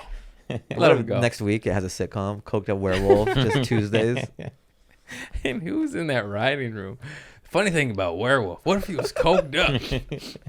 Oh man, But it worked. What was another one? I forgot. There was one more. Preparation H. Raymond. Oh yeah. Yeah. He just goes through the crowd handing everyone Preparation H, and he has big ears for some reason. Yeah. And he would always use Abe Vigoda for shit. Oh Remember? yeah. He's like, it's poor Abe Vigoda. Andy's sister. Oh yeah, that was Amy Poehler. Mm-hmm. Oh yeah. Oh shit. He was kind of like what Comedy Central used to do too. He always had people before they were big. Yeah. That was what also was really cool. Well, yeah, that was probably like one of the hippest comedy shows at the time. And good bands. I remember discovering Death from Above 1979. Oh wow. And I never, maybe I'm wrong, but they just don't seem like a late night type of band. Yeah. You know what I mean? Yeah. And TV on the radio and like cool shit. Yeah, I think just the risks they were able to take at that time slot was really refreshing. And kids love that. Kids love experimentation. Fuck yeah. Like that's why Eric Andre show is great, and just a lot of the stuff on Adult Swim. I didn't know how weird. crazy that show was. Have you guys watched that show? Yeah, I That's the love most it. crazy shit. Right when it got to an ounce of normalcy, it like cut to him and Hannibal in a fish bowl or something. I'm like, what? It finally had somewhat of a format. That shows that's an acid show. Yeah, that's it takes some swings. Yeah, but when it hits, it hits. It's great. Yeah. God, that show traumatized me. Well, hang on. Let me see here. Got any notes? Nope. It'd be funny just checking your emails. Oh, damn. Wait a minute. What? How long we been rolling? Hour and a half. Oh, wow. That's a long one. Time flies. This was a good one. Oh. Normally, if I ask, like, how long we've been rolling, and it's like He goes, 36 in, I'm like, We're 10 minutes in. I'm like, oh, no. And then we see him behind the camera just do this. No, that was solid. And then you go, "Whoa, what do you eat today?" That's how you know how slow it's getting. Where you go, "What's your favorite food?" Just turns into kindergarten dude. questions. I have to have a guest. I know. We've known each other some Yeah. years now. Yeah. Because if it's not, It's the best. and I'm just like, help me out here, bud. You're like Chris Farley from the Chris Farley show. Like, remember when you did that thing? That was awesome. And yeah, no, it's thank you for doing it, Of man. course, man. Yeah, and it's also I'm really embracing this new way of doing things. Just because I'm a little bit from the old school when it was like, okay, do the late night, and those are the rules. And like Rogan has blown that all up, and just the internet, and really embracing doing all these podcasts and stuff, and even Netflix is like a gatekeeper, and obviously everyone wants to be on it, but there's so much you could do outside of. Yeah, the that. truth, you don't need it anymore. You don't. You It'd be could do nice, it. but there are many other things you can do. It's something that Tom Green did back in the day, and now it's rampant. Remember, Tom Green just made a TV show in Canada, put it on a local public, just did it, and then he blew up and was on MTV and got movies. Yeah. He did it his own way. Yes. He didn't come to Hollywood, you know what I mean? And now, it's like that. You could just create shit in your basement, in your second bedroom, because I made it. Yeah. Yeah. You like they don't control the pipe anymore. They do control some pipes, but there's enough pipes Yeah. where you can get whatever your product is, whatever your comedy is, whatever your funny is, you can get it to the people. And just, peers doing comedy, I'm all about like that. That's kind of where we're at now with the comedy scene. It's just like, look, that's great. If they call your number for that, that's fantastic. But in the meantime, I fuck with you, you fuck with me. Like, do my podcast, and there's this great camaraderie amongst the comedy community now. Yeah. Where we're sort of lifting each other up. So like, I mean, I want you to do my podcast as well. Well, thank you. Yeah. No, it's super beneficial and helpful, and I'll see fans be like, you should have this person on you, and I'm like, oh, you mean one of my good buddies? Like, okay, and then you just ask them, and it happens, and it's like, cool. Like even the Burr thing, I know we have this mental block between, but Burr, so And you know, and him. I know him. I got to get over my. Yeah. This is like a therapy session for I know. myself. Like maybe No, Burr but will like, do mine. I know I keep name dropping Josh, but like I needed him there to be like, go do it, because I was about to bitch out. Yeah. And he knows me, and he likes me, and he knows you, and he likes you. Yeah. So therefore, and then Andrew Santino yelled at me too, because I was a little pussyfooting around about the Comedy Store and not talking to Adam. That's one of my best Egan. friends. Yeah. And then I said, I just didn't want to bug Adam, don't bug him. And he's like, nah, man. He's like, you're funny, so you're not bugging him. Yeah. It's okay. If you're not funny, then you're fucking bugging him. But he's like, That's a good point. And then I never had looked at it that way. And I was like, you're right. And then I asked him, and then I finally got up in front of him and got development spots. And then COVID hit. But it's the knowledge It's the knowledge. that he was into it before the pandemic is what matters. And also just, I don't love this, and I think it's, for the most part, gross, but it doesn't hurt to ask. But I'm old school too. You got to have some sort of rapport, you know what I mean? Like, I would never just go up to Rogan and ask him. You can't do that. You got to earn it. You got to build it up. That's why I had known Rogan for just from the store. We would talk a little bit and pleasantries, but he's very much big man on campus, and Yeah. I'm kind of like you, where I would rather someone not know who I am than to have a bad impression of me. So I don't want to do the ask, or I want to be as proper as possible. Like, I do need to get better about asking. You gotta ask sometimes. Yes. There's a balance. Yeah. Because the pesky Pete, people don't like them. They don't respect them, and it's just like, oh, they got on because they hounded me. Yeah. You But- want to get on because they want you on, not Yeah. because they feel like they have to, and it's awkward. But also too, being too polite. Like, you could have finally, I don't know how it happened, but I'm just saying, like, you could have finally asked Rogan, and he'd be like, oh yeah, like, why haven't I had you on? You know what I mean? So it is good to ask too, to where, people are like, oh shit, of course. Why hasn't this happened yet already? And also, yeah, you got more accolades. He could ask way more. I guess I can He ask. could ask. But with the He's Rogan done thing, some I shit. think he's just so big that like it was nice to get asked. Yeah. So in my mind, I wanted that as well. Like It when feels better. when I'm ready, he will ask me. I don't, because I think asking to do Rogan, I'm sure is something he has to deal with Too much. too much. Yeah. To where he even has to turn down some friends, I imagine. Yes. Where he's like, So I didn't want to add to that pile, but I think Burr has said enough nice things about me that that's not as big of an ask. You know? yeah. Yeah. And yeah, he does it Zoom anyways. It's like it's gonna happen. Yeah. I'll just put like an iPad on a Roomba. just to get that real experience. Oh my god, I was so nervous for him, and he was just the coolest. He didn't give a fuck. He called me like, "Hey, I'm ready," Nice. and I was like, "Oh yeah, sorry." Like he texted me, I didn't even see it. I was like, "Oh." It's like, am I doing yours? You're more on top of it than me, and it's my podcast. I was like, "Okay, It's all like right." change your lighting. Get the ring light. Yeah. All right. With wrapping up my podcast, we have one final very important question. Oh boy. And it's Like who wants to be a millionaire? Like do. a good poop story, man. You brought it up earlier, and I Oh, said, wow. yeah, Okay. a good shitting of the pants. I'll give you one. on a date, on a wedding night, and the most embarrassing All right. possible one. I don't know if I've ever said this on a podcast or Yes. I keep this close to the. Hey, No- Burr said a good one. All right, because look, no one volunteers this info. It's very private and yeah, it's not flattering. So This will launch you. this is the thing that like I've done specials, I've done late nights and everything, but He it's has just a two shit story that specials. takes off. Been on Rogan, but the poop story from community service just got him The to the views. next tier. Share, you gotta see this. Heart. And then everyone just wants me to shit my pants on stage. They don't even want to hear me do jokes. Do it. They go, fuck the joke, poop your pants. Show us. And I go, that's showbiz.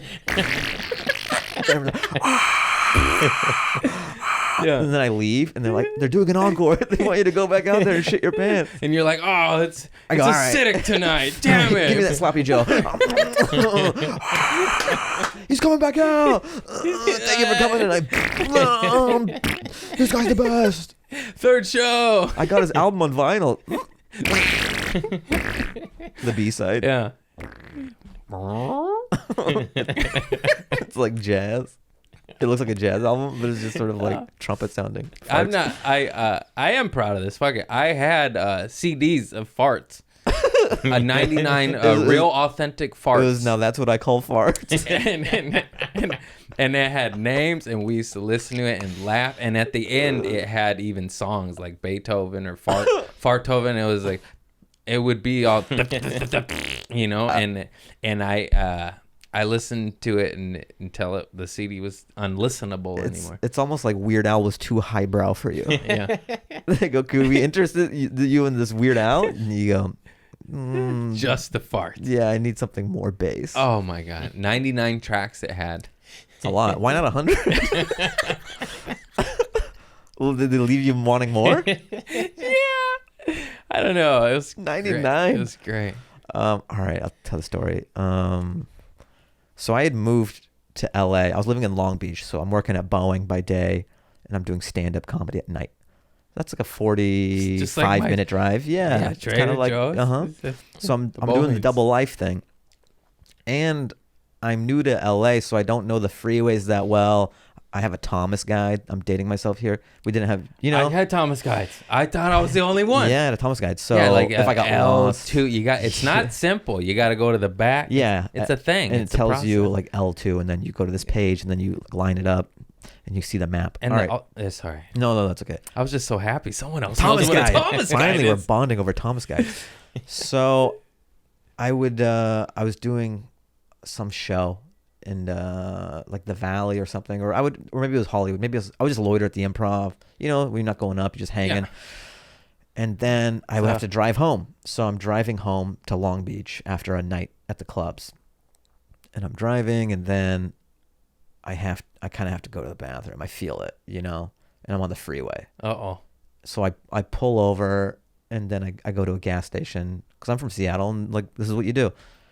And I'm like, oh yeah, I got to use the bathroom, and they're in bulletproof glass. You know what I mean? Yeah. Like, Oh, yeah. After a certain hour in LA, Oh, you don't. it's like a zombie apocalypse. Yeah. They lock the doors, and you can only communicate through a steel drawer. Yeah. And everyone has no heart.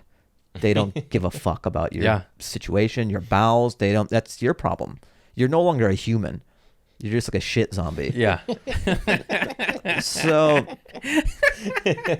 I pull. I didn't realize this. So I pull into the gas station, and I'm like, I open the door, and it's just like locked. I'm like, huh, that's weird. Yeah. And I see a guy like motion. And I go over, and I'm like, oh yeah, can I use the bathroom? He's like, oh, no, I can't do this. Sorry. Just through the muffled glass, and I'm like, look, if you just open the door, I just gotta. Is it around here? He's like, oh, lock the doors. I can't. Oh, I really have to go. I have to go to the bathroom really bad. Bro, we don't do it. I'm sorry, man. I'm like, oh, okay. And I thought it was just a one-off. I thought it was just this place. So then I drive and I go to another gas station, and it's like, again, it's locked. Oh, sorry, man. I can't. I go, please, I have to go so bad. Like the urgency Yeah. Is that is increasing now. Yeah. Please. Hey, we don't have a bathroom. I go, where do you go? I love when you try to like bust them on their own shit. They go, we don't have a bathroom. Yeah, then where the fuck you go?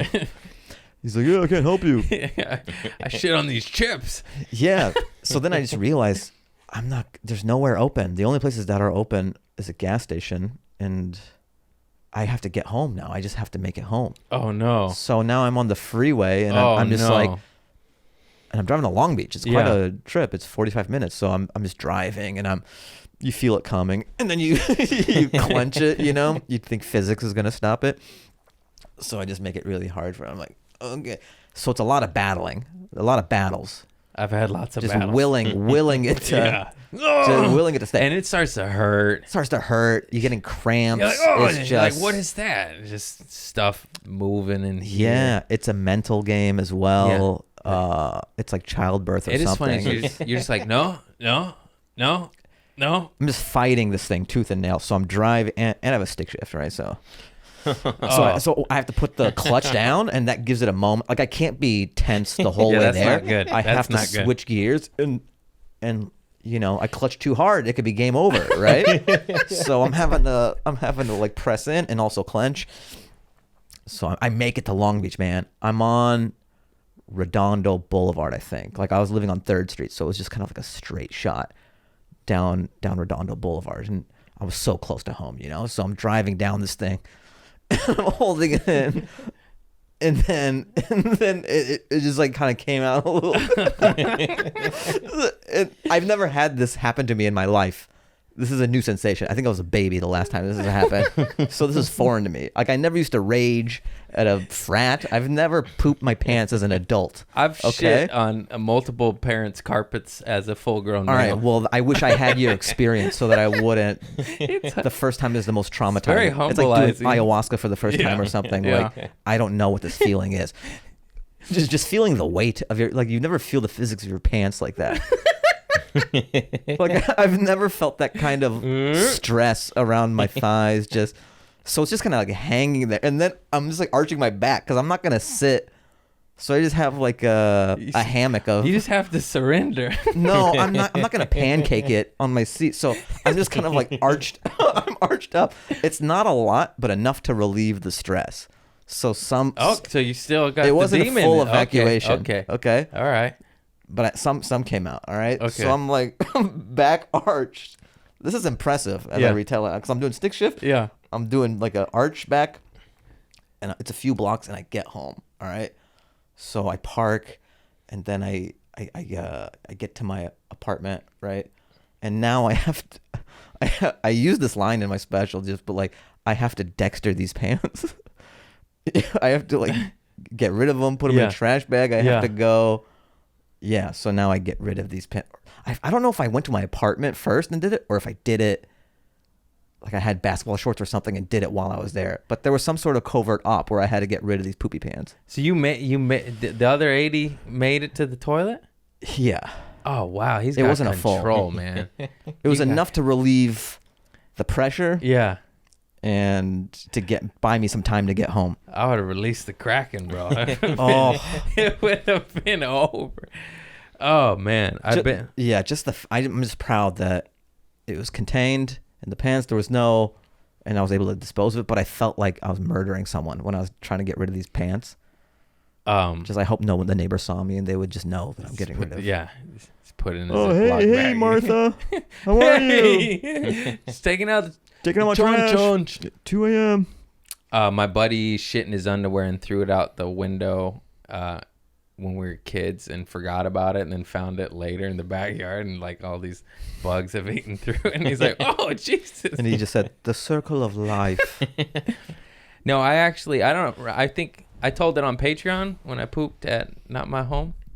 Yeah. Okay. I guess it'll be public. I actually recently just had your experience because my shit's fucked up. I took too many antibiotics as a kid. I'm probably not supposed to have dairy. I drink dairy. It's like just too good. I'll take the risk. it is. Yeah. That's the truth. And so then I take like psyllium husk with soluble fiber. Yeah. And it just all of a sudden makes go a few days worth. So I remember where I was having lunch with Mark Acomb talking about the app, and then I had eggs and coffee, and the psyllium husk kicked in at Cafe Dialogue on Sunset, his place. And I'm driving to Mike's house, which is not far at all. Right. And on the route there, it all happens what just happened to you. And I was like, I cannot make it to Michael's house. And I was like, the route back to Dialogue Cafe, like, I don't know, there's a line, parking, this and that. And then I was like, okay, there's a porta potty on Sweetser, because I used to live on Sweetser, and I rented out to a comic buddy I of thought you were mine. going to say rented out a porta potty. Like this happens so often. You just like slip them some money. You go, Yeah. let me have access to this. And then I go, I'll just make it to Mike's house. Like I could do it. It's 2 miles max. And then as we get closer, I start doing the war in the stomach and the cramps, and I start going like this. I start running stop signs. I start speeding over dips, and I'm just like, oh fuck. And then I go, I gotta make it to the porta potty, and then I'm like, what if the construction workers are using it? What if it's locked? And then I was like, I have to break into my old apartment that I now rent to a comedian. And because I knew he was out of town, like I would have called and be like, I need to use your toilet, but there was also no time for this. There was no time. Ask for forgiveness later. So I just shit in Darius Bennett's apartment, and I'm sorry, Darius. And I told this story on Patreon a couple weeks ago, but it's behind a paywall, so he wouldn't hear it. But now he's gonna hear it. You go, that was my premium content. That was premium, that and fans could have access to. And I shit at his place, and I felt bad because but I was going to shit a fucking psyllium husk, an ayahuasca poop in my fucking Camry, and I made a choice. I would have done the same. You don't need to feel bad about I'm that. like, I'm sorry, man. Like, I had to. Yeah. I was going to shit pounds in my pants. Yeah. You're able to forgive yourself for that. Thank you. Yeah. But I felt your pain because I just had It's it. the That was worst. like, 3 weeks ago? So that was the last and only time I've shit myself as an adult. We'll see what the future holds. But at least I'm ready for the next one. Yeah. I'll be like, this old bag. I got this. Yeah, not going to get me again. I don't know if it's a Mexican thing, but my whole family's been doing it their whole life. I don't know. I come from a long line of pants poopers. You think it's my first rodeo? It's in our DNA. My grandfather was a pants pooper. His father was a pants pooper. There are no pants that my family cannot handle. I've literally seen like washed underwear hung up in every household I've ever been to. Like, it is common to go to my mom's house and just seen underwear hung up on the shower knob. They're big ladies, you know. You guys share a knowing nod. It's the shorthand you guys have. Happened again. Oh, anyways. All right. Dude, thank you so much for doing course. my pod. Please, everyone, check out Fahim Anwar. Check out his podcast, The Dance Hour. Yeah, Fahim Anwar Dance Hour. It's on all the regular, Yeah, places, it's on all and the then stuff. YouTube as well. We'll tag you in it and have all your Cool. links. And Nice. thanks for doing it. Thanks for giving us a poop story. I didn't know if you I had didn't know if I was gonna do it or not, but I was like, obviously it's such a tentpole of this podcast. Yeah. Why not? I know. It feels good. It feels like I've evacuated my own bowels. Just like Yeah. from the bowels of my soul. I felt you go. I was a little worried, back. but I was like, Bird did it. Bird did it. Yeah, and what good is that story just in my mind? Yeah, it's good. It's good. All right, man. Thank you. Of course. Thank Thanks you. for having me. That's I'll see community you service, everybody. on the scene. I'll see you on Jamming the Van Jamming in the Van. asphalt parking lot. Yeah. That's what life is now. Be safe, everyone. Be safe. We love you. Or I love you. I don't know if he's I love comfortable. them too. I love them. Don't tell them I don't love them.